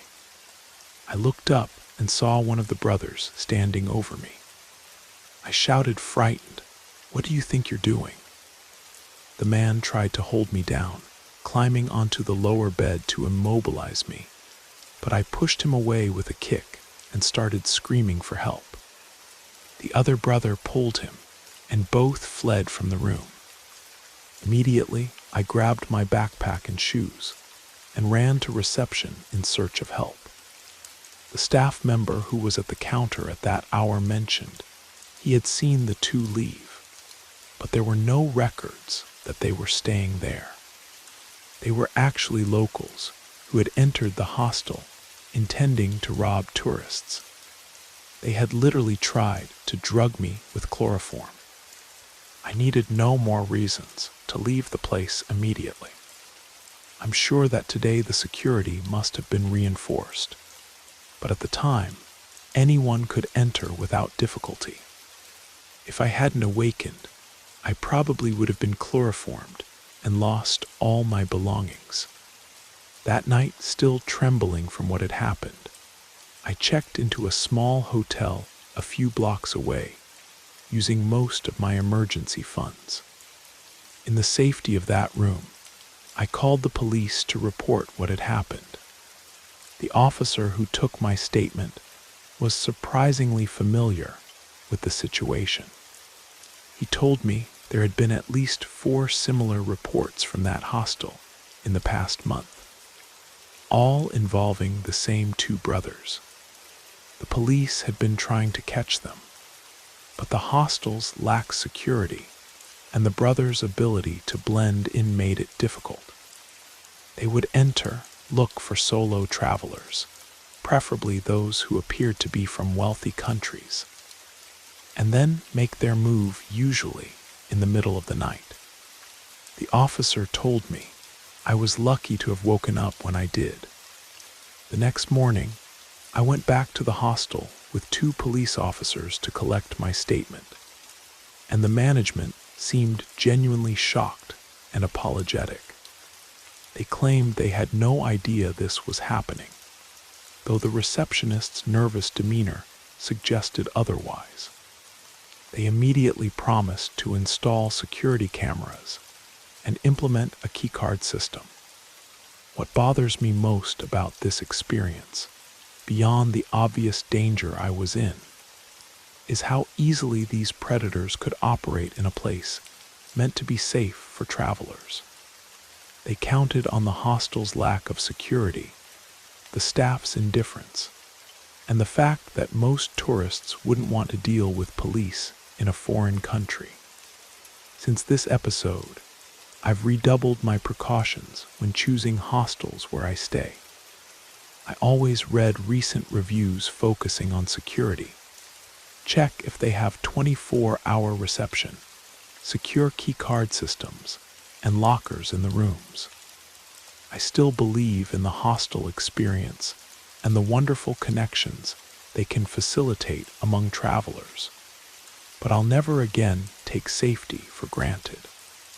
And if you're wondering about those 2 brothers, about 6 months after my incident, I received an email from the Athens Police Department informing me that they had finally been caught trying the same scheme at another hostel. Apparently, they're now serving time for multiple counts of robbery and assault. Sometimes justice does find a way, even if it takes longer than we might hope. There are certain trips that hold stories, the ones that begin with minor discomforts and transform into spine-chilling experiences.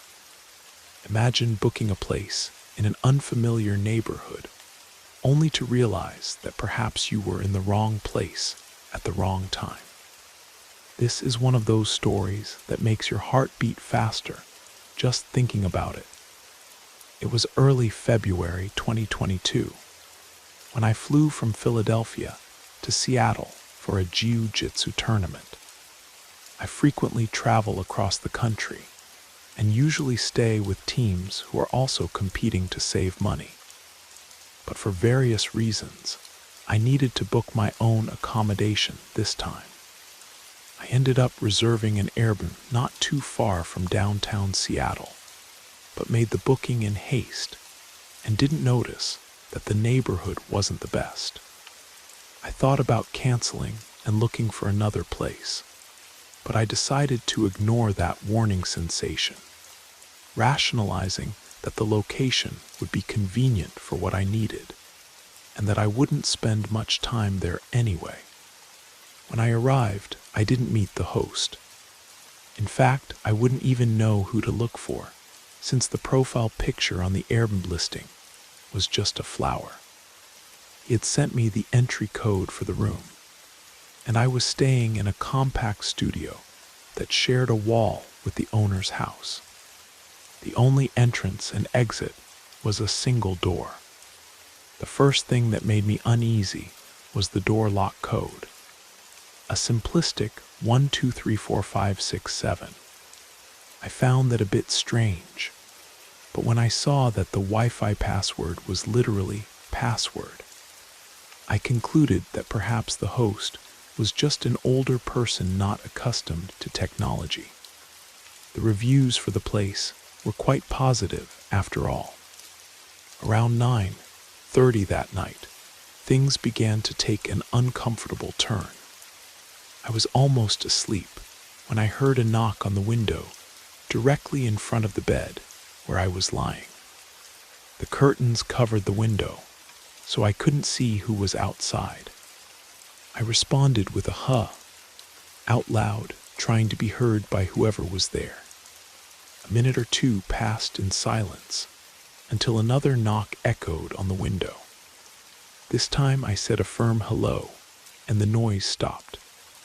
By this point, I was quite nervous and quickly sent a message to the host asking if he was the one knocking on the window. It took about an hour before he responded. Finally, I received a message saying, "I was going to bring you some water, but it looked like you were sleeping, so I ended up leaving." I was still uneasy and knew it would be impossible to fall asleep. I thought about going out for a walk to a store or taking a shower to try to relax, but something told me to stay quiet and just wait for whatever might happen next. About 45 minutes passed. It was around midnight when I heard a noise from outside. Then I noticed the unmistakable sound of someone trying to enter the lock code on my door. The first attempt failed, but they tried again. This time I heard the lock click open. The door was now unlocked. Acting on impulse, I threw the covers aside and ran to the door, pushing it back forcefully as it began to open in my direction, hitting the person on the other side. I shouted, "This is my room. Get out of here." "Go away," the person responded in a deep voice from the other side of the door. "Michael said this is my room." Michael was the host's name. I continued repeating that this was my space, and without hesitation, called the police, speaking loudly enough so whoever was outside would know that the police were on their way. When the police arrived, they seemed unsurprised by what I told them. They said they would keep an eye on the place until I could call an Uber to leave. The host was extremely hostile and showed no remorse. He even changed his story several times about who that person might have been. As soon as the Uber arrived, I got into the car, relieved to finally be leaving that place. To this day, I get chills remembering that I never got to see who was trying to open my door. I'm left with the impression that it was all a trap. If the host knew I was coming from the East Coast, then the knocks on the window at 9:30 p.m. would have been like 12:30 a.m. for my biological clock, and the attempted break-in would have occurred around 3 a.m. for me. Perhaps the intention was just robbery, but the outcome could have been much worse. Sometimes I wonder what would have happened if I hadn't woken up, or if I hadn't pushed back against that door. I've never felt so vulnerable while traveling, and now I always double-check neighborhoods and have a portable door lock in my travel kit. This story happened right at the beginning of autumn 2018, when I was 21 years old. I had just acquired a new pair of night vision goggles and was eager to test them out. I went to an area where I often go hunting. The trailhead is about 45 minutes by car from the city, but the specific spot where I hunt requires approximately a 4 or 5 hour hike. I arrived there around 5 in the afternoon, which gave me some time to advance on the trail before nightfall. When I parked, I noticed an old green pickup truck already parked there, which I found odd.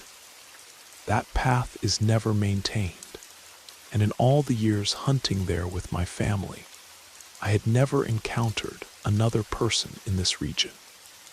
I decided to ignore it and proceeded with my backpack. About an hour after starting the hike, I reached a narrow part of the trail with dense trees on both sides. About 50 yards ahead, there was a clearing with a solitary massive poplar tree standing in its center. As I approached, I began to hear deep sobbing, as if someone was emotionally falling apart. I felt an impulse and ran toward the sound, imagining that perhaps someone was injured or being attacked. After all, there are many mountain lions in this area, and it's rare for me not to spot one during my hikes.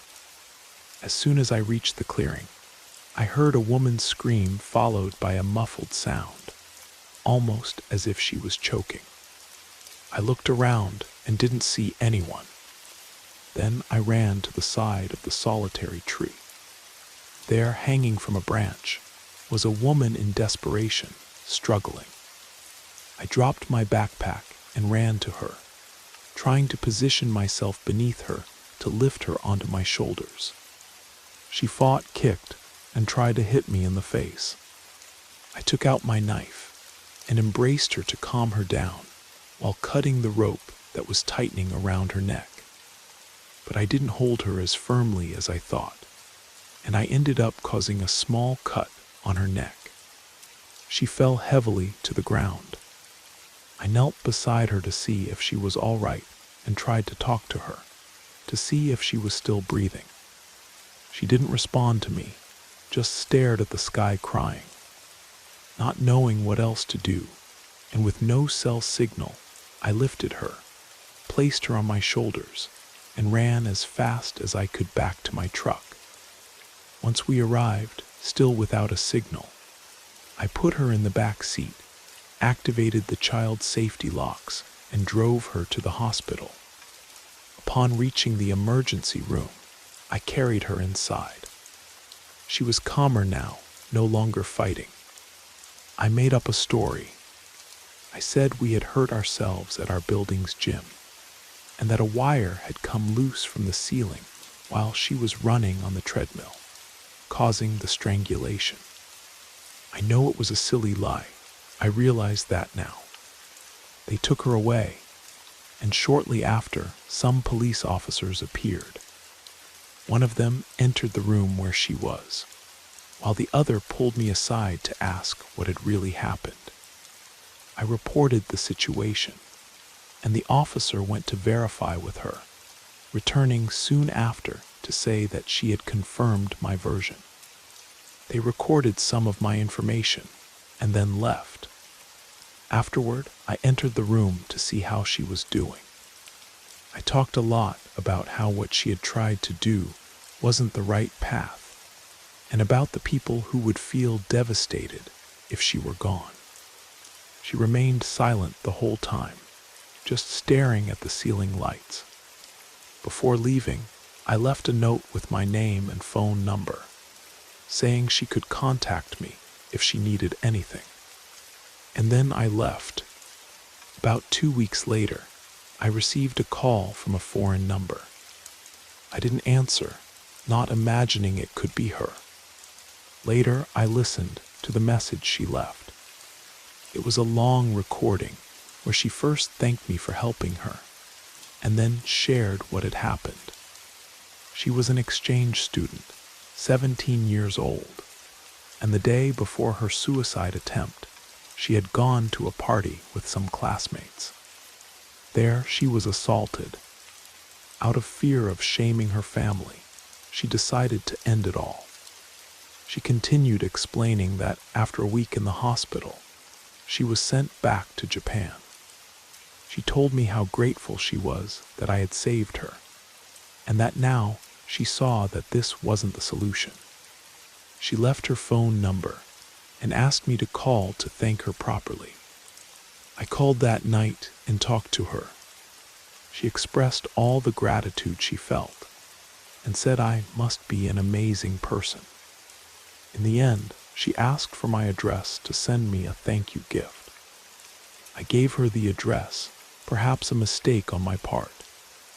In the weeks that followed, we stayed in frequent contact, and once a week, she would send gifts, flowers, and typical Japanese items like sweets and small souvenirs. One day, she mentioned that the exchange program had authorized her to return to finish the year, and that she wanted to meet me to thank me personally over dinner. I thought there would be no problem and agreed to meet. Things, however, began to change when she returned. Every day, she would send messages and call, wanting to meet me again. If I took too long to respond, she would insist, sending messages every 5 minutes, asking how I was, about work, what I would like to receive so she could get me a gift, and when our next outing together would be. After weeks of trying to convince her to calm down, saying everything was already resolved, and that I understood her gratitude, she began to cross a line. She talked about us being destined to be together, that our connection was the work of the gods who placed us there with a purpose. She said she missed me, and that she would be an incredible wife, capable of cooking, taking care of me, and one day creating a family with me. At this point, I'd reached my limit. She was 18 now, but she was out of control. I told her to leave me alone and never come back. She didn't respond. I suffer from severe insomnia due to my post-traumatic stress disorder, a result of my time in Iraq, and I take very strong medication to sleep that knocks me out for at least 6 hours. Nothing wakes me during this period. About a week after asking her to disappear, I woke up at my usual time for work. When I moved to get up, I saw that someone was lying on my bed. I knew immediately it was her. I jumped up and shouted, "What are you doing here?" For God's sake. She woke up, still a bit drowsy, and muttered some words in Japanese. I yelled for her to speak in English, and she said, "See, darling, I'm showing you how good it would be to sleep together. You won't even notice I'm here, but I can comfort you during your nightmares. Doesn't that make you happy?" Anger consumed me. I asked how she had gotten in, and she explained that she came through the sliding glass door. Just to clarify, I live on the outskirts of a large city by Wyoming standards, on 40 acres where I maintain a shooting range that I use frequently. After work, I often go out the back door through the glass door and carelessly end up leaving it unlocked. I ordered her to leave and never come back. The school year ended, and I didn't hear from her again. When summer came, I knew she had returned to Japan, and I relaxed, returning to my routine. To be sure, I changed my phone number. Then in August 2019, a few days later, I heard a knock at the door. I thought it might be the mailman or something like that, but it was her with a huge smile on her face. Before I could send her away, she explained that she tried to call me, but the number no longer worked. So she came in person to tell me that she had been accepted to a local college and that she could be close to me again. Before she finished the sentence, I told her that I hated her and that I didn't care if she died. She ran out crying and got into the truck. I felt a pang of guilt for what I said, but I was exhausted. About 10 minutes later, still with no desire to cook, I went out to eat. On the way, I noticed that the traffic was quite congested, which is unusual in a rural area. When I approached the point of the traffic jam, I saw that there had been a rollover. An old green pickup truck was overturned in a ditch with emergency teams around it. I went straight to the hospital, feeling like complete trash. After several hours, they finally let me see her. She had broken some ribs, her right arm, her left leg, and suffered a muscle tear in her neck. Even before I entered the room, she was crying, apologizing between sobs, and saying she never meant to bother me or make me angry. I also apologized, and we both agreed to start over, trying to just be regular friends. In 2021, we ended up getting married, and later that same year, we had our first child. Since then, we've been happy together. She still teases me, saying she got exactly what she wanted and that deep down, she was always right. But somehow, even after all the craziness, I remain deeply in love with life by her side. Sometimes the most unexpected encounters lead to the most profound connections. In the summer of 2019, my boyfriend Alex and I set off for a trip to Colorado. I had reserved an Airbnb described as an off-grid cabin for our stay. With hundreds of 5-star reviews, it seemed safe and reliable. It was an old construction with a single room, equipped with a wood stove and a loft. Without electricity, isolated in a remote area, our cabin was situated on an old dirt road, and the nearest house, belonging to the host who wasn't present, was about half a mile away. We were indeed alone there. We arrived around 4 in the afternoon and spent a pleasant evening cooking, enjoying dinner, and playing some board games by candlelight. We had spent the day hiking, so by 10 at night, we were already tired. I went up to the loft ready to sleep, while Alex decided to stay outside for a bit to smoke. About 20 minutes later, when I was in that phase between light and deep sleep, a huge bang from outside woke me abruptly. Before I could process what was happening, I heard Alex yell, asking if I had made the noise. Confused and still half asleep, I responded sleepily, "No, wasn't it you?" He assured me it wasn't him either, but he didn't seem too alarmed since he was outside and didn't see anyone nearby. Since we often camp, we're not easily frightened by noises in the middle of the night. We figured it might just be a branch that broke and hit the cabin.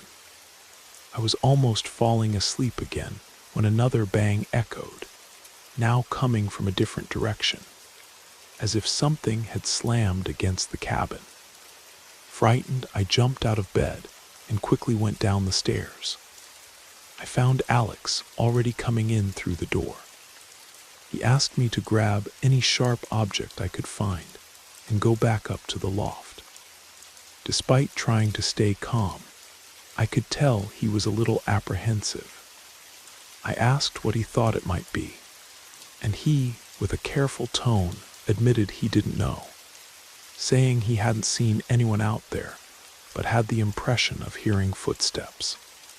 While we exchanged nervous whispers, a light, dragging sound was heard, moving slowly for about 3 feet against the cabin wall, before silence returned to dominate the environment. I was already quite scared and not sure exactly what to do. Our car was parked about 100 feet from the cabin, which meant that to reach it, We would have to face whatever was outside in the dark, which seemed to be exactly what they wanted. Even worse, I worried about the possibility that if it was a person, they might have already sabotaged the car, perhaps cutting the tires or doing something to prevent our escape down the road. Alex instructed me to stay completely silent and return to the loft, while he would stay on the ground floor on alert. He held a hunting knife and a thick piece of wood, and I had some kitchen knives with me. But other than that, we were extremely vulnerable. The cabin had large windows on 3 of its walls, half of them with just a screen that could be easily torn, giving someone outside the chance to observe us or even invade. Despite wanting to stay down there with him, Alex insisted I go up, arguing that if something really happened, he would have an easier time handling the situation if I wasn't there. Without a choice, I went up and sat in the center of the bed, firmly holding the knives I had managed to get. I had never paid so much attention to the sounds around me. Suddenly, Alex shouted, "Hello," perhaps to try to get a response or scare away any animal if that was the case. We sat without hearing anything for what seemed like an eternity, maybe 20 minutes. Then the dragging sound returned, now much louder, as if someone was scratching the side of the cabin with a rake or a shovel. Clear, precise footsteps began to echo around the cabin, as if the person was circling around. Alex came up to the loft and pulled the ladder up. He commented that he didn't like the idea of being seen by whoever was out there, without having the chance to see them back. At least being up there, he would have the advantage of surprising any intruder. We sat on the bed in tense silence. I watched him terrified. It must have been past midnight, and at that moment, I realized we had no way out of there until dawn. The noises continued and intensified. There were bangs that came from different points around the cabin at irregular intervals. The scraping sound returned frequently. This didn't seem to be an animal. The noises were too calculated. There were no grunts or common animal noises like bears or lynxes would make. Just rhythmic footsteps of someone walking around the cabin. A clear sound of crunch as someone stepped on the ground around us. The sounds came in intervals, stopping for 10 or 20 minutes before starting again. At one point, we heard a strange noise, like something metallic being shaken, coming from outside. It seemed like someone was trying to mess with, or even climb the pipe that fed the wood stove. And this sound continued relentlessly for hours. Alex and I remained motionless, lying on the bed, frozen in terrified silence, looking at each other with fear stamped on our faces. I expected at any moment to hear the front door being broken down, or the window screen being torn.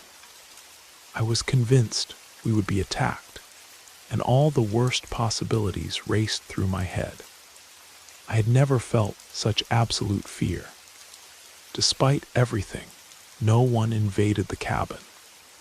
We didn't hear voices, murmurs, or strange laughter. Just the dragging sound, the heavy bangs, the rattling, and the slow, methodical footsteps outside.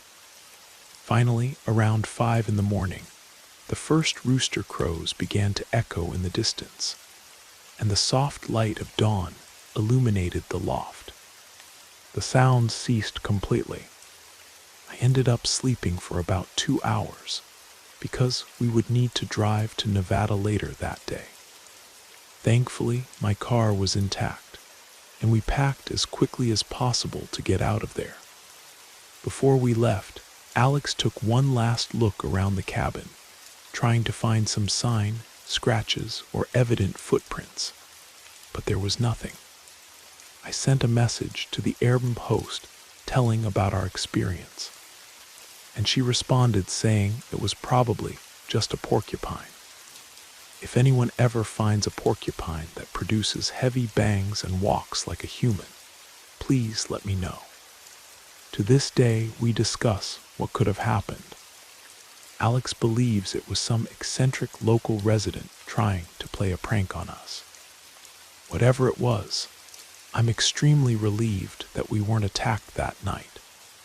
The strangest part is that despite reporting the incident to Airbnb in detail and asking for a full refund, they only offered a partial refund, saying there was no definitive evidence of danger.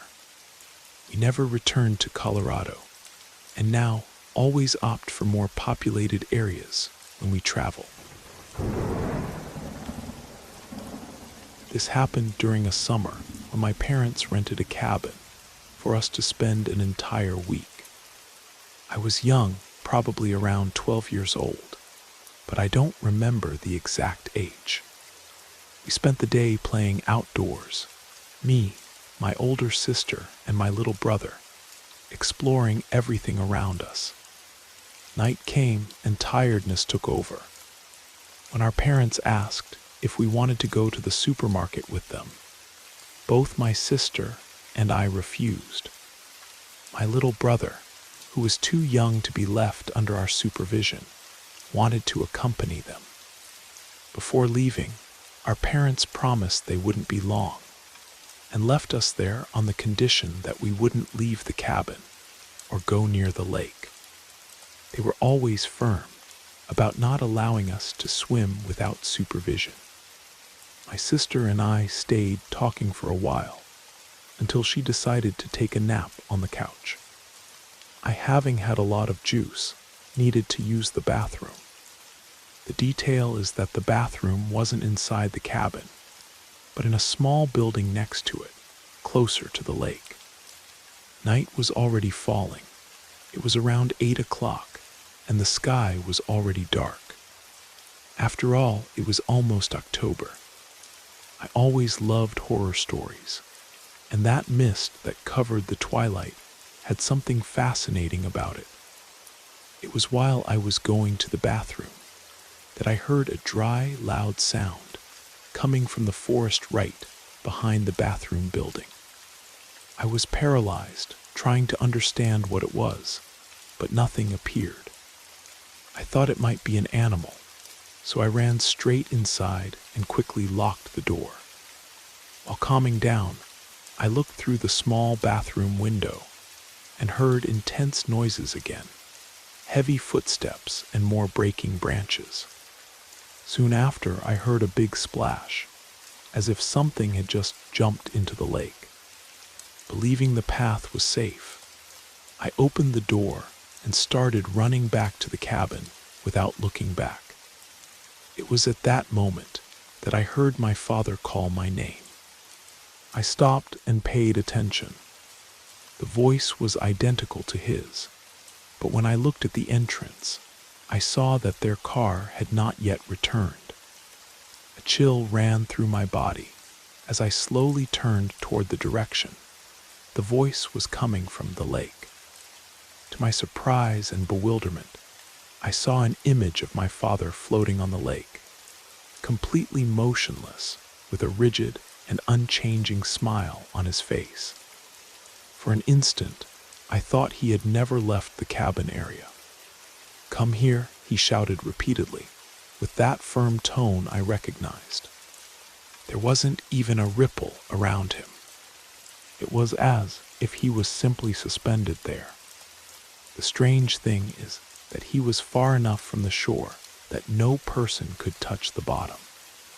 As soon as I realized that wasn't my real father, I felt my legs get heavy with dread. Overcome with panic, I ran back to the cabin with tears in my eyes. All I could do was lock the doors and avoid looking out the window. My sister was still sleeping on the couch, and when I finally approached to wake her up, I heard the sound of a car arriving. I looked through the kitchen window and to my relief, I saw my mother, my brother, and my father getting out of the car, talking and smiling as if nothing had happened. A chill ran through my entire body. The situation was surreal, as if I were in a nightmare. Later, with my heart still racing, I asked my father if he had been at the lake before going to the market.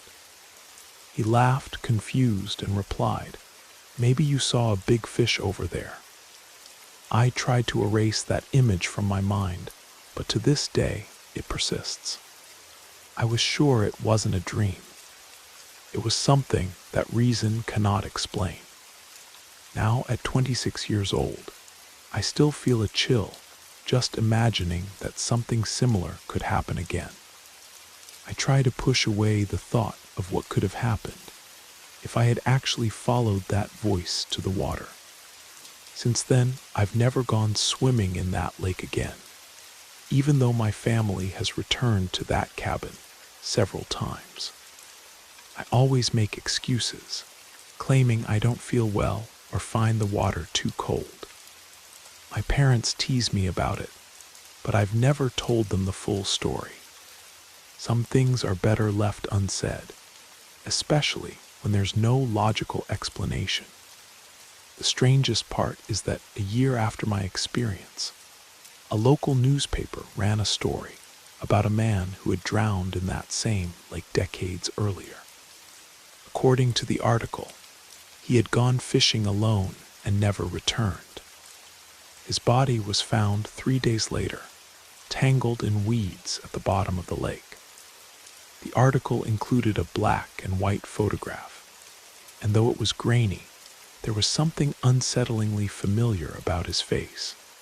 That same rigid smile I'd seen on my father floating in the lake.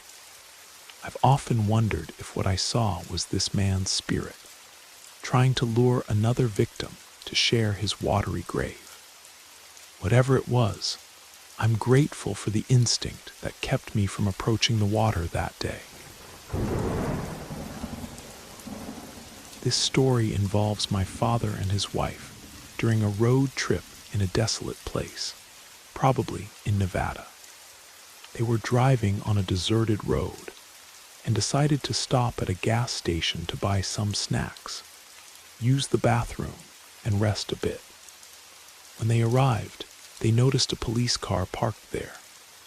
Upon entering the establishment, my father saw a man behind the counter.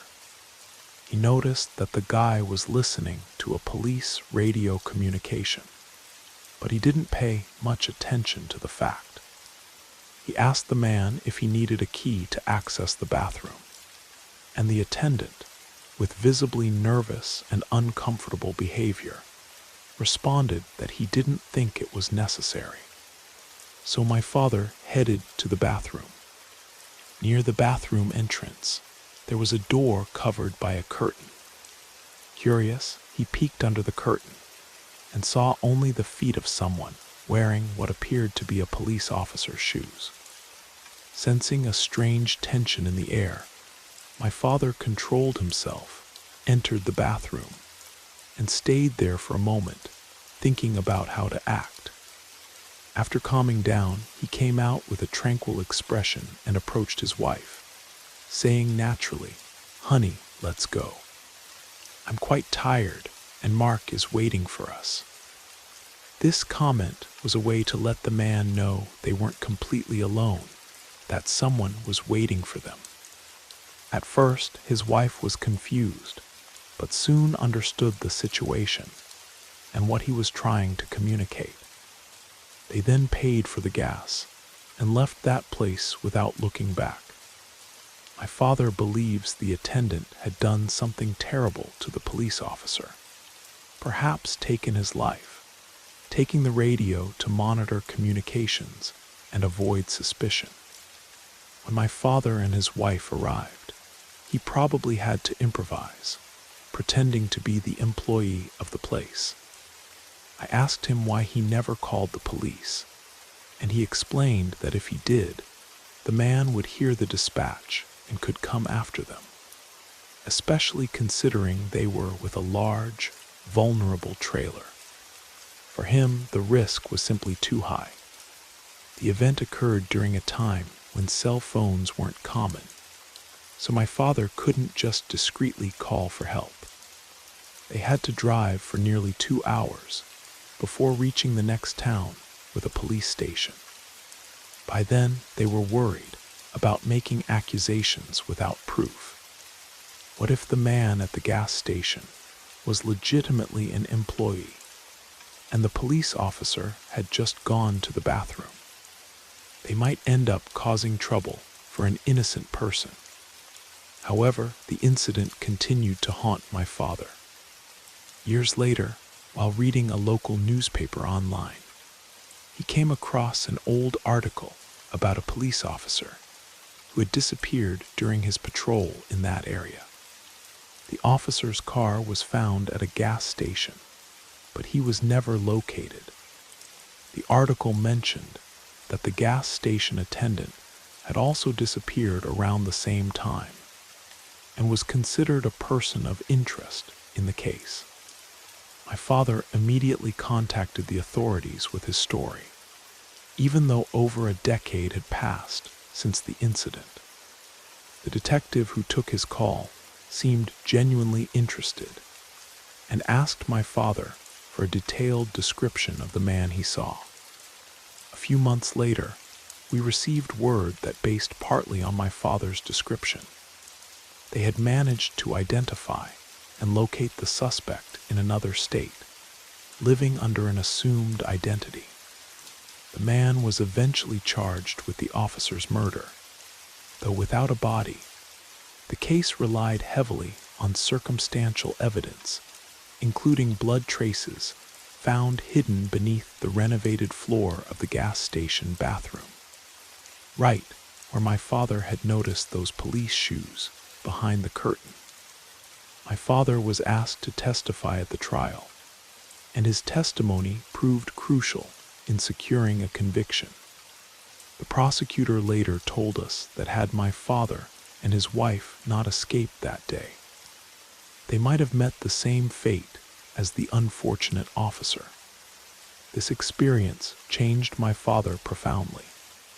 He became much more cautious in remote areas and always makes sure to let someone know his exact route when traveling. He also developed a keen sense for dangerous situations, a sixth sense that has potentially saved him from other threatening encounters. While the memory still disturbs him, he finds some comfort in knowing that his testimony helped bring a measure of justice and closure to the officer's family after so many years. There was a time when I booked an Airbnb by myself in the interior of New Mexico, where I had a job interview scheduled. Since it was a distant trip, I decided to make it a small adventure. I opted for this particular Airbnb because the price was much more affordable than any available hotel. The house was located about 30 minutes from the interview location, which seemed perfectly adequate to me. Situated on a dead-end road and surrounded by the solitude of the desert, the view from the backyard was breathtaking. I had brought my laptop with me because I needed to continue my remote work during the day, which occupied most of my time during those 3 days of stay. My interview was scheduled for the second day, a Tuesday, and I planned to leave on Friday. On the night before the interview, a Monday, I was in the living room with my laptop on my lap, reviewing questions and trying to absorb the latest information about the company. It must have been around 9 at night when I heard a light tap on the window. It wasn't a banging sound, but it seemed like someone tapping lightly, like the tip of a finger. I automatically turned my head toward the window. I didn't see anything, but the darkness outside was complete. I felt a chill, but gathered courage and looked carefully outside. Not a soul in sight, just the impenetrable darkness. It could have been an insect, I thought, considering that inconvenient insects are quite common around there. The next day I had my interview and was satisfied with my performance. With the commitment completed, I dedicated the rest of the trip to exploring the surroundings. I drove through different areas of the city, tried various restaurants, and enjoyed the sunny backyard to relax. Little did I know that while I was getting comfortable in the backyard, someone might have been nearby, watching me. That same night, while I was watching Breaking Bad on Netflix, I heard the tap on the window again. This time it was clear that it wasn't an insect. A chill ran through me, but even so, I went to the window. Not seeing anyone didn't mean I was alone. I walked to the front windows and, as a precaution, opened the door, quickly peeking outside. Since I didn't see anyone, I went to the back door, stepped onto the porch, and faced the vast desert behind the house. Everything was silence and darkness until an unexpected sound, a slight tongue click, broke the silence. The noise came from an uncertain distance, beyond the reach of light, lost in the cold of the desert. I felt that someone might be hiding behind the bushes, spying on me, perhaps mocking my reaction. I shouted, and as if in response, the click repeated. I tried to identify the direction and fixed my gaze. Now I could see a figure standing out in the darkness. Someone in dark clothes, almost invisible against the background of the desert. I took a step forward, but soon stopped, realizing that approaching wasn't a smart idea. I shouted, "This is private property. I'm going to call the police if you don't leave now." The figure then retreated, moving away in a strangely fast manner. For a moment, I imagined it might be the Arab host, but that idea seemed absurd. Deep down, I didn't know what to think about that strange presence. The following night, I was lying in bed, still with my laptop, watching Breaking Bad again before trying to sleep. I probably spent an hour and a half on this, watching 2 consecutive episodes. And although the house was in complete silence, the previous night's episode wouldn't leave my mind. When I finally turned off the light in the bedroom and closed my eyes, not even 10 seconds passed before I heard that sound again, a muffled click, this time coming from inside the closet. I looked at the half-open closet door, and in an instinctive impulse, I jumped out of bed, still wearing my pajamas, and ran straight to the car. I started the engine and stopped at the entrance of the house, made a call to 911 with my eyes fixed on the door, expecting someone to come out of there at any moment. After all, my things were all inside the house. The patrol car arrived quickly, and when we entered the house, we did a quick inspection together. The place was small, with few spaces where someone could hide. Even so, I packed my things and left that same night, straight to a nearby hotel. I contacted Airbnb and the host, but the most I managed was a partial refund. To this day, I believe it could have been the Airbnb host. After all, who else would have access to the house? There were no signs of a break-in, which leads me to think that whoever it was had a key. Still, there's a small doubt. Maybe it was someone unknown who knew how to take advantage of an opportunity to enter unnoticed. 2 days later, after I'd returned home, I received a message from the Airbnb host that sent chills down my spine. He apologized for any disturbance I might have experienced and mentioned that the previous guest had reported similar incidents. He explained that the property was built on land, where an old prison work camp had operated in the 1940s. According to local folklore, some prisoners who died during a desert sandstorm while on work detail still visit the area. He assured me he didn't believe in such stories and attributed the noises to the house settling or desert wildlife. He offered me a complimentary stay if I ever returned to the area. Needless to say, I've deleted the Airbnb app from my phone and now exclusively book hotels with 24-hour front desk staff. Some savings aren't worth the terror of hearing that clicking sound again, whether it came from something earthly or otherwise. I'm a woman of 24 living in Northern California, and this story happened to me about 4 years ago when I was around 19 and still in high school. It was a Monday after school, and I had band practice that lasted from 3 in the afternoon until 5. Right outside my school gates, there was a large grassy area. The field was surrounded by eucalyptus trees, almost like a green frame. Normally, after band practice, I would cross this field to reach the train station on the other side. Although there was the option of walking around the field on the sidewalk along the road, most students preferred to cut across the field since it saved a good amount of time. That day, however, I was alone crossing the field after band practice. All my friends and classmates had already been picked up by their parents or had left earlier. Still, without thinking twice, I decided to cross the field.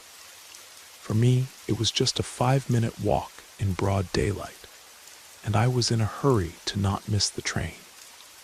With my heavy backpack on my back and clarinet in hand, I began to walk, and everything seemed normal.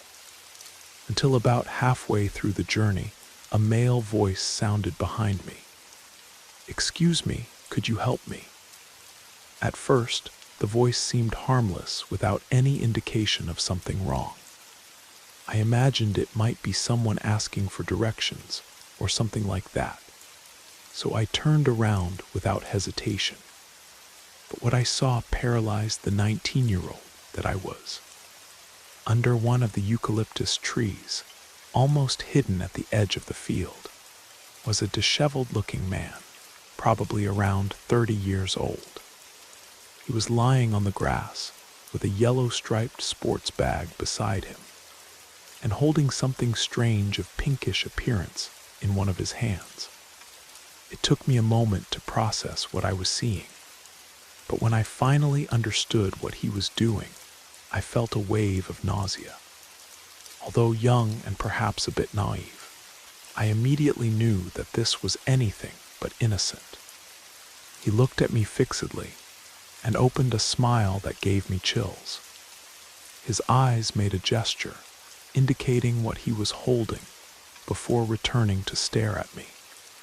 I clenched my fists, turned my back, and quickened my pace, determined to get out of there as fast as possible. Every cell in my body was on maximum alert, expecting the worst at any moment. Even with the fear growing inside me, I tried to calm down and continued walking towards the train station, forcing myself to maintain control. I was attentive to the sounds around me, ready to perceive any steps behind me. Although I didn't hear anyone following me, he tried to get my attention again, shouting, "Hey, excuse me." I ignored the call and didn't even consider the idea of looking back. After what seemed like an eternity, I finally reached the platform of the station. Seeing other people waiting there was a great relief. The train was already approaching, slowing down, so I didn't have much time to look back at the field behind me. But when I cast a last glance, I saw that man again, with the same yellow-striped bag on his shoulder, walking slowly towards the station. He showed no hurry, as if he had given up on his repulsive intention to harass defenseless young women. When I got on the train, I felt relieved, but continued observing him through the window just to make sure he moved away. As soon as he disappeared from view, I let out a sigh that I didn't even know I was holding. I picked up the phone and called my mom, saying that something bad had happened and that I would explain everything at home. I could hear the concern in her voice, and she didn't take long to pick me up at the station near where we lived. On the way, I told her everything, still tense and anxious. She took me directly to the police station, where I made a detailed report about what happened. Repeating the whole story several times was difficult and made me relive all the discomfort. A few weeks later, the police informed me that they hadn't been able to locate the man. Since then, I always ask my mom to pick me up after band practice, or I prefer to take the longer path to the train, accompanied by friends. What still leaves me uneasy is the fact that this man was lying so close to a school, clearly aware of where he was. I just hope he has never done the same to other innocent and unsuspecting children. The police officer who took my report said they'd had similar complaints in the past few months, all describing a man with a yellow striped bag. They seemed to take my report more seriously after realizing I was describing the same person. They asked me to help create a sketch, which I did, though I honestly tried to block most of his face from my memory. 6 months later, I received a call from the detective assigned to the case. They had arrested someone matching the description for similar behavior at another school across town. They asked if I would be willing to identify him in a lineup. Despite my anxiety, I agreed, wanting to help ensure he couldn't traumatize any other young women. The identification process was less intimidating than I expected. I was able to view the lineup through a one-way mirror, so the suspects couldn't see me. I immediately recognized him as number 4 in the lineup. The detective later told me that 3 other victims had also identified him, and he was being charged with multiple counts of indecent exposure and harassment. I testified at his trial a year later, and he was sentenced to 3 years in prison with mandatory counseling. While I'm glad justice was served, I still feel uneasy in open fields and always take the longer route when walking alone. Some experiences change you forever, even when they only last a few terrifying moments. At just 15 years old, I felt deeply troubled by this person. It all started with my interest in an activity called role-playing, something I had tried only once before. During the summers from 7th to 9th grade, loneliness accompanied me, caused by complicated friendships and persistent depression. It was then that I ventured into an app called Discord and began following some anime communities. I met many wonderful people there, but also some truly disturbing ones. Being an introverted and generally kind girl, I have difficulty setting boundaries, fearing to hurt others' feelings or seem rude. This personality trait has already brought me many problems. In one of these experiences, I met a guy who, because of his account name I'll call Jay, we started as good friends, exchanging messages frequently and discovering common interests. I am a lesbian, which already makes any attraction to boys unlikely, and I felt terrible when he confessed to having feelings for me. I tried to be understanding and apologized, making it clear that I had no interest in boys. After this conversation, we distanced ourselves for a while. But soon, he started leaving messages on my account, sent numerous requests on Discord that I later deleted, and somehow found my profile on Snapchat and Instagram. This behavior scared me, and I couldn't understand why he was stalking me. One night, I tried to resolve this directly. I sent a message on Discord politely asking him to stop, explaining that his behavior was making me uncomfortable. He apologized, and for a brief period, we went back to being friends, exchanging occasional messages and role-playing from time to time.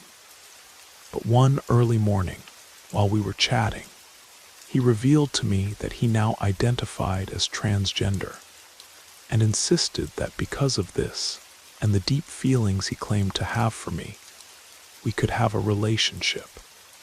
Although I am a lesbian, I didn't see any possibility of us being together, especially because of all the invasive attitudes he had already demonstrated.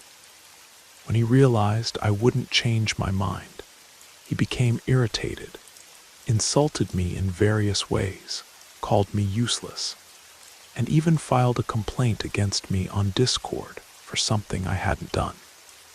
After that, I contacted a moderator and explained the situation, asking for him to be warned. She intervened, and his account was suspended for 24 hours. I blocked him, and we never spoke again. From time to time, I still receive strange messages, but I've learned to ignore them.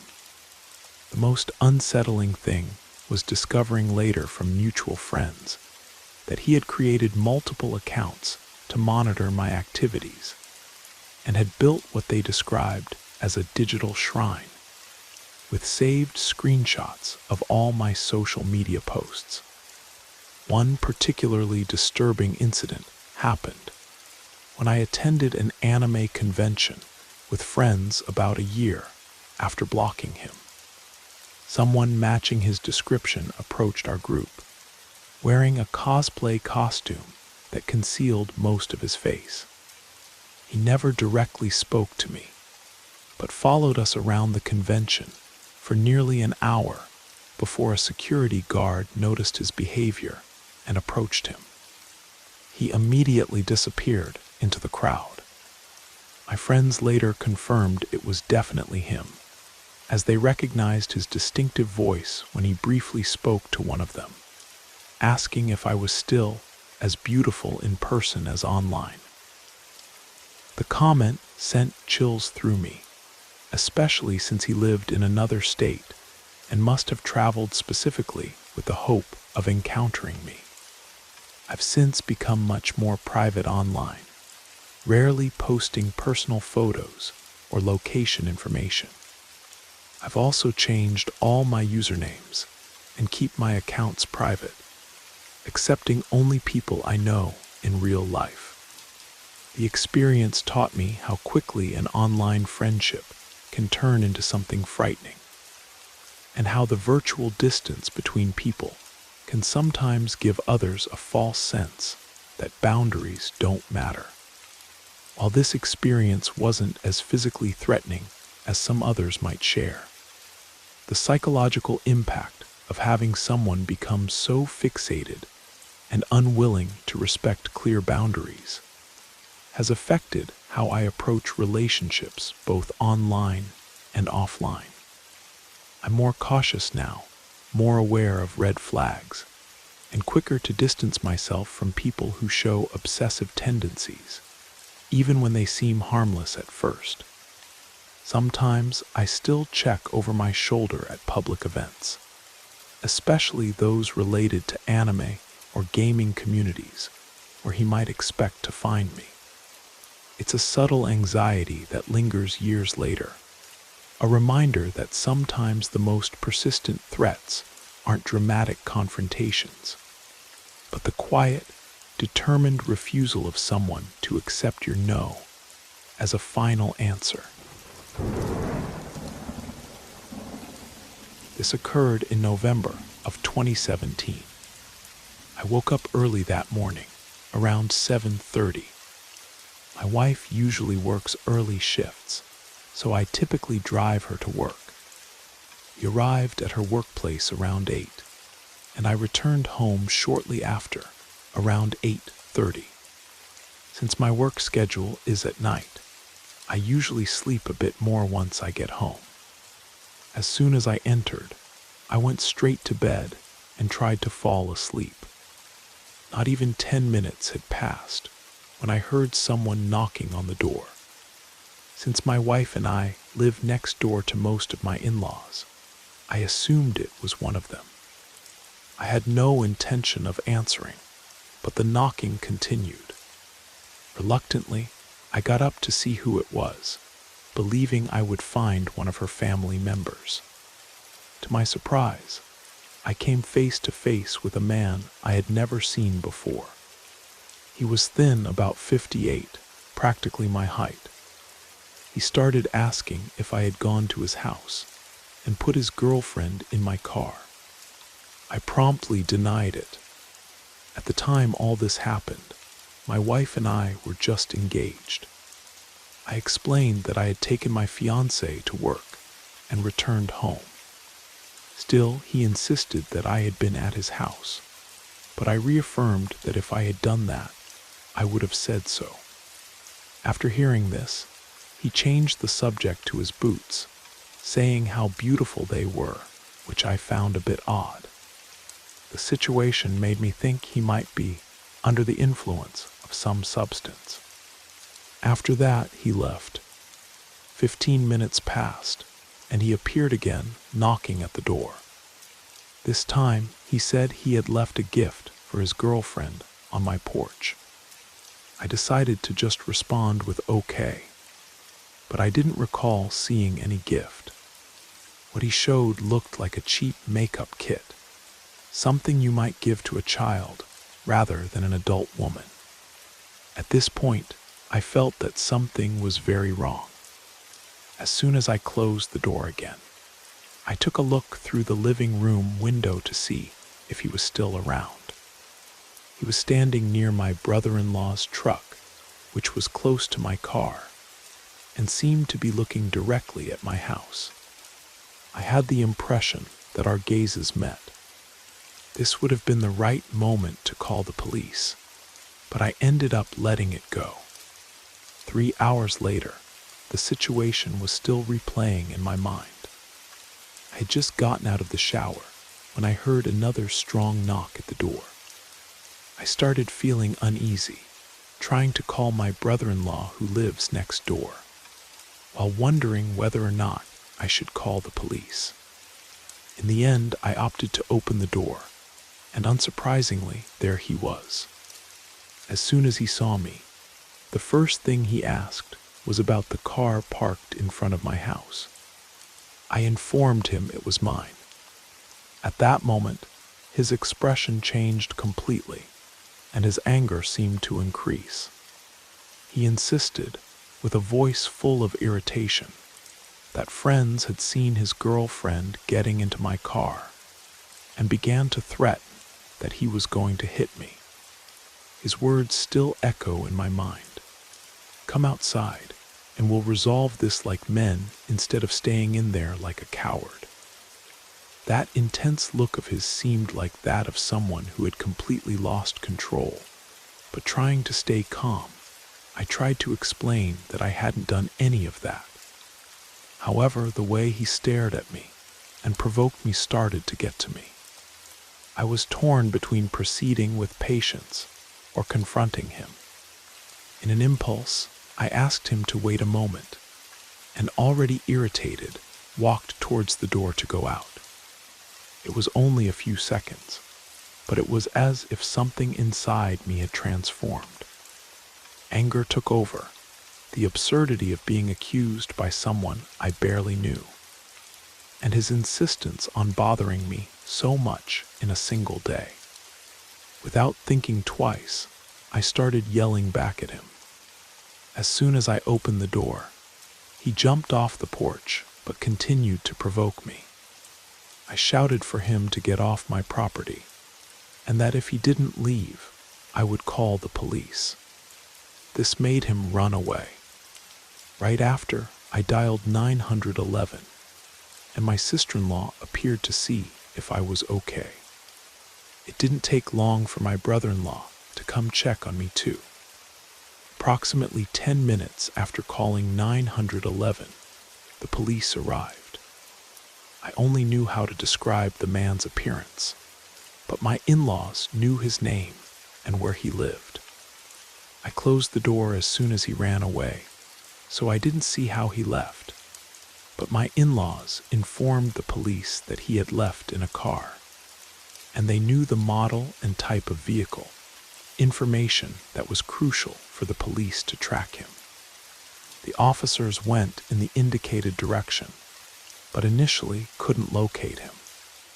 They then headed to his house and found him arriving shortly after they parked. I don't know what the police said to him, but apparently it was enough to resolve the situation. While I was outside, my grandmother-in-law appeared and handed me a package that my wife had left with her. At this point, the police were already leaving, but I noticed the man standing on the road near his house, just watching me. I decided not to pay attention and continued getting the package and going about the rest of the day. Later, when I went to pick up my wife from work, my in-laws kept an eye on the house to ensure everything was calm. He returned during this time and asked my in-laws to pass on the message that he was sorry. One of my brothers-in-law, who is no longer with us, decided to confront him to understand what led him to create so much trouble with me. Even though they didn't get along well, my brother-in-law chose to forget the disagreements and discover the reason for so much confusion. As I suspected, the man was indeed under the influence of drugs. The night before, he had used methamphetamine, and I believe his friend had too. My wife and his girlfriend had the same hair color, and that morning, when I took my wife to work, either he or his friend must have seen her and confused her with his girlfriend. Although this doesn't justify what he did, at least now I understand what motivated all that confusion. To this day, I consider this the scariest experience I've ever had. Never in my life had I felt so vulnerable and in danger as I did that day. I thank God that things didn't take an even worse turn. I feel he really looked after me on that occasion. Since then, I haven't had any more problems with this man. But without a doubt, he is the reason why I now keep a gun with me, registered and legal, of course. Living in a rural area where help can be far away, I realized that self-protection isn't just a right, it's a necessity. The police officers who responded to my call emphasized that while they came as quickly as they could, in situations like these, minutes can make all the difference. It's a sobering thought, but one that has made me more aware of my surroundings and more prepared for whatever might come my way. My mother always had something of a free spirit, almost like a hippie. She dreamed of exploring Europe with a backpack, absorbing every bit of culture along the way. On one of those days when she was in Scotland, about to buy a plane ticket for another adventure, she crossed paths with a man on a street corner. He was playing a soft melody on his guitar, and that caught her attention. They talked, and he told her about a man called Father David, the magnetic leader of an apocalyptic religious group that promised the youth of that generation a purpose for living and a way to serve God without having to commit to a traditional church. He also talked about living in a community with other followers. He invited her to dinner, And that same night, she ended up joining the movement known as Children of God. My father also had an explorer side, but added to that was an incessant hunger for knowledge. He had been the brightest student in the geology class at the University of California, Davis, but decided to drop out of the course just a month before graduation. Before that, he communicated almost all the time with his 5 older brothers. They revealed to him that they had joined a religious organization, the Children of God, and planned to move to Spain where they could be closer to other members of the group. It was in Spain that my parents met for the first time. Shortly after both joined the Children of God movement in 1978. They soon got married. Father David, the group's leader, lived in hiding because he had controversial opinions about some practices regarding children and allowed certain controversial freedoms. Fleeing from the law, he hid his true identity, and from a secret location, he sent orders and guidance to the nearly 12,000 members who followed him around the world. Father David believed he needed to gather a large army of followers to prepare the world for an imminent apocalypse. Around the mid-80s, he ordered his adherents to leave Western countries and move to developing nations in the East. He believed that the West, which he considered decadent, would suffer the worst of divine wrath. Thus, I lived much of my childhood in Thailand, isolated from the rest of the world. Already in adolescence, I had lived in more than 20 countries spread across 3 continents. In Thailand, the gates that separated our yard from the dirt road beside it were covered with wooden boards, preventing any view outside. During the afternoon, children were allowed to go out for an hour, as long as they remained within the limits of the walls. When no one was around, I would approach the metal bars of the gate, press my face against them, and curiously observe the world out there, the same one that fueled so many of my silent questions. The alarm clock would ring at 7 in the morning without fail, and by 7:30, our room had to be extremely tidy. We formed well-aligned rows and stood motionless at attention. We marched through the corridors as if we were little soldiers. While walking, I used to hear noises that came from the narrow windows protected by screens high up in the corridors.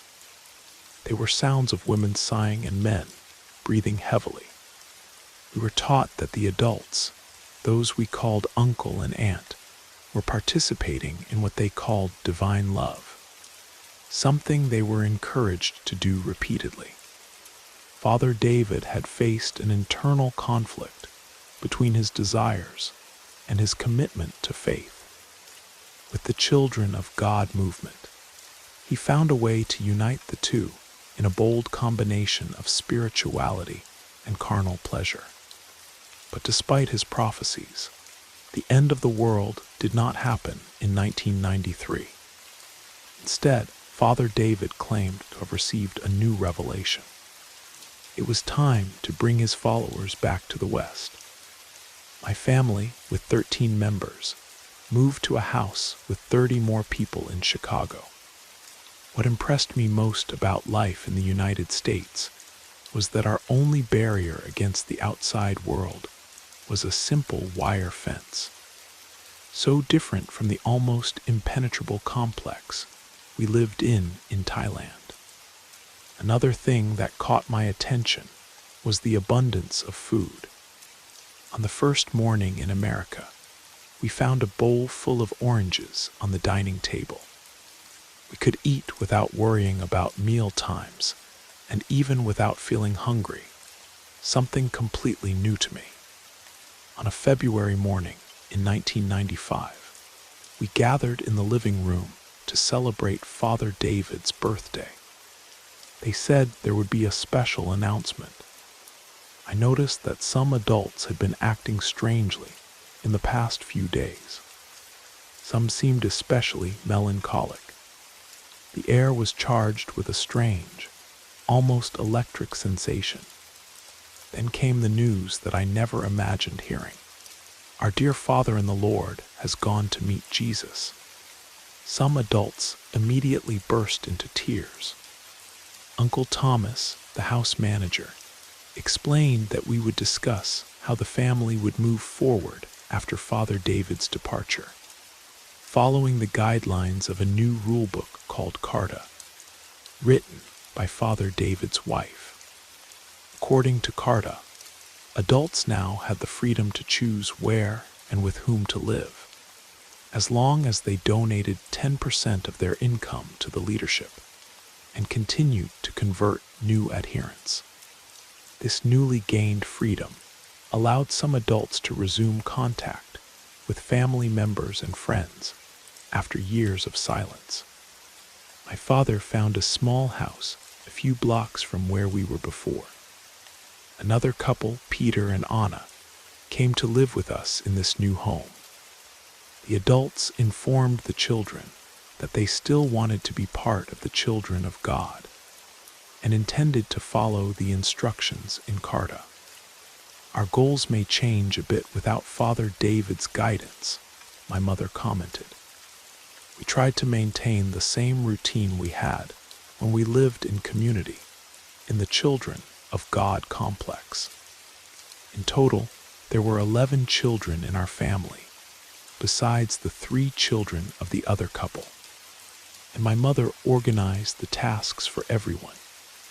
The women of the house took care of the little ones, while my father, my older brother, and Uncle Peter were in charge of ensuring money for food and bills, selling products in local markets. After 2 difficult years in Chicago, trying to survive without financial reserves, my family moved to California to live near my father's sister. Peter and Anna, in turn, went to live with relatives in the Philippines, tired of life in the cult. No one from my family returned to the children of God, and we have no connection with the community. Some of my siblings followed academic paths, others are working, and some ended up getting lost in drugs and alcohol, like many who grew up in the children of God. I don't know if I'll ever be able to fully express how it is to try to adjust to a common life after such a different childhood. I know that that period is something I will never have again or understand completely. Instead of clinging to the past, I chose to dedicate each day since I left the children of God to my future. Today, 20 years after gaining freedom, I am passionate about education and am pursuing my 2nd graduate degree to become a university professor. My goal is to work with low-income students in colleges and universities in the hope of helping them find their own voices and develop independent thinking. After having spent so much time trapped in someone else's worldview, I can't imagine anything more meaningful. Sometimes I still wake up from nightmares where I'm back in those compounds, unable to leave. The worst dreams are the ones where the world actually does end, and I'm left thinking that Father David was right all along. But then I remember all that I've learned about psychology, cultural manipulation, and the power of fear. How easy it is to control people when you convince them that disaster is imminent and only you have the solution. What helps me most is connecting with other survivors. There's a whole network of us now, former Children of God members, who have built lives outside the cult. We understand each other in ways no one else can. Some have written books, others work in cult awareness organizations, and a few, like me, have chosen education as their path forward.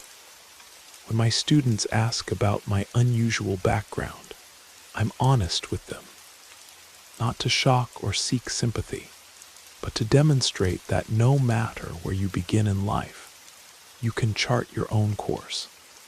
That's the lesson I wish someone had taught me as a child, that the real divine gift isn't following someone else's path, but finding your own.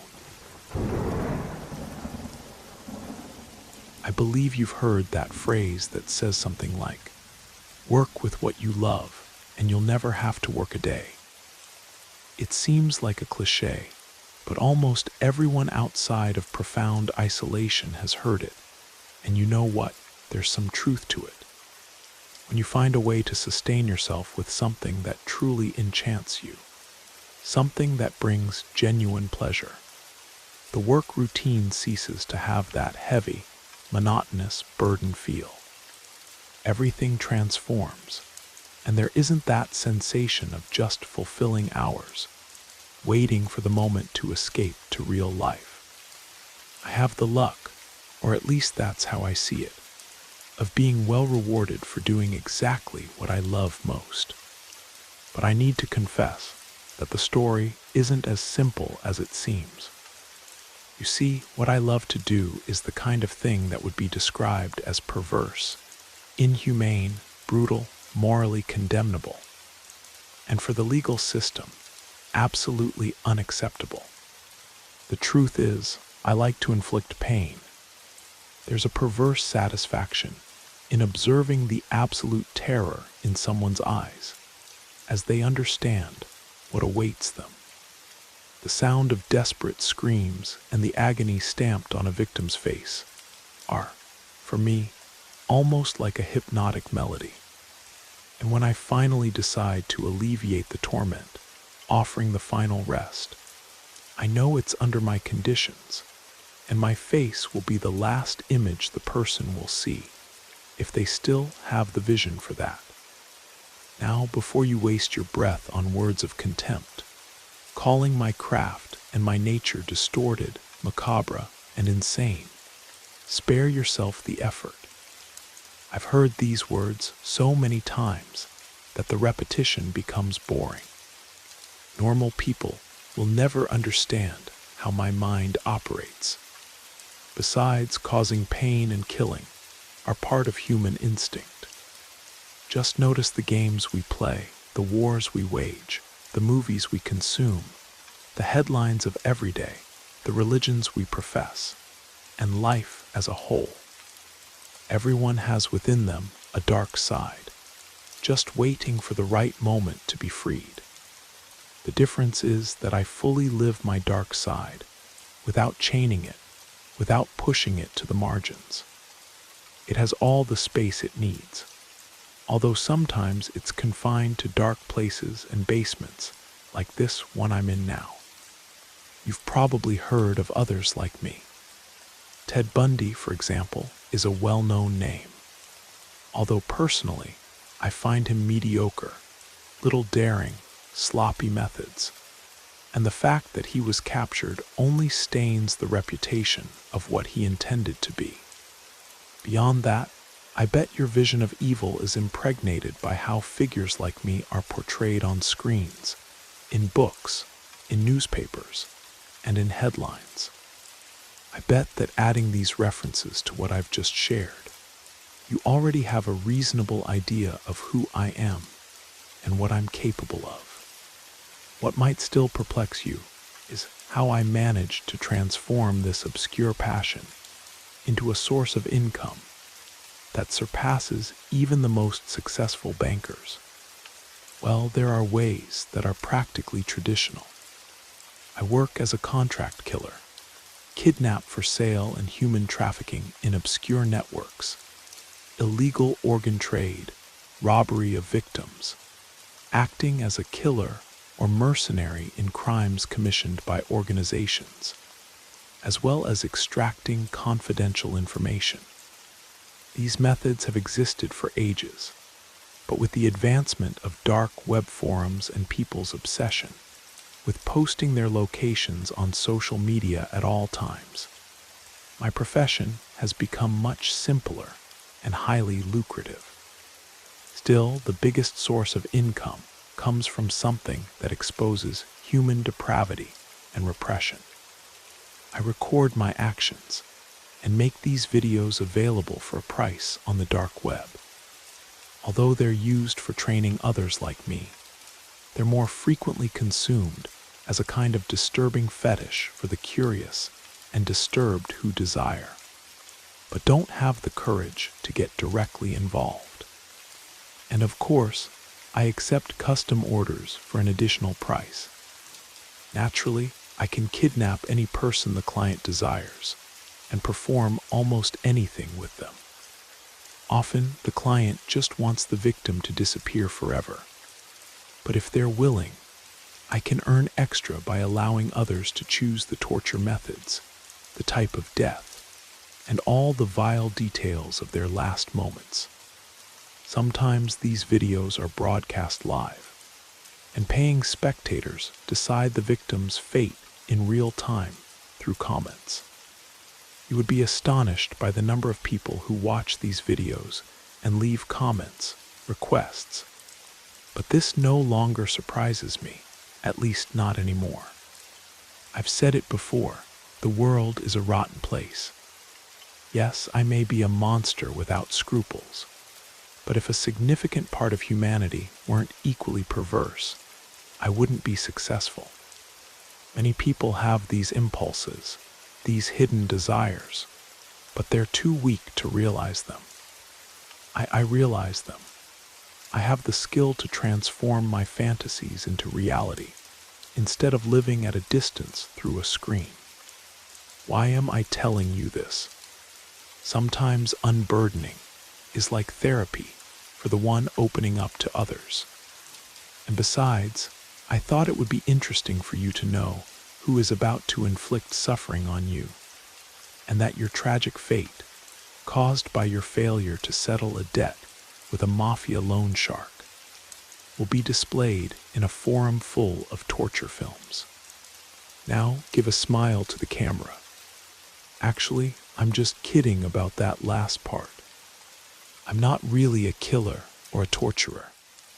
I'm a writer working on a novel, and I've been developing this character, a dark, twisted individual who embodies the absolute worst of humanity.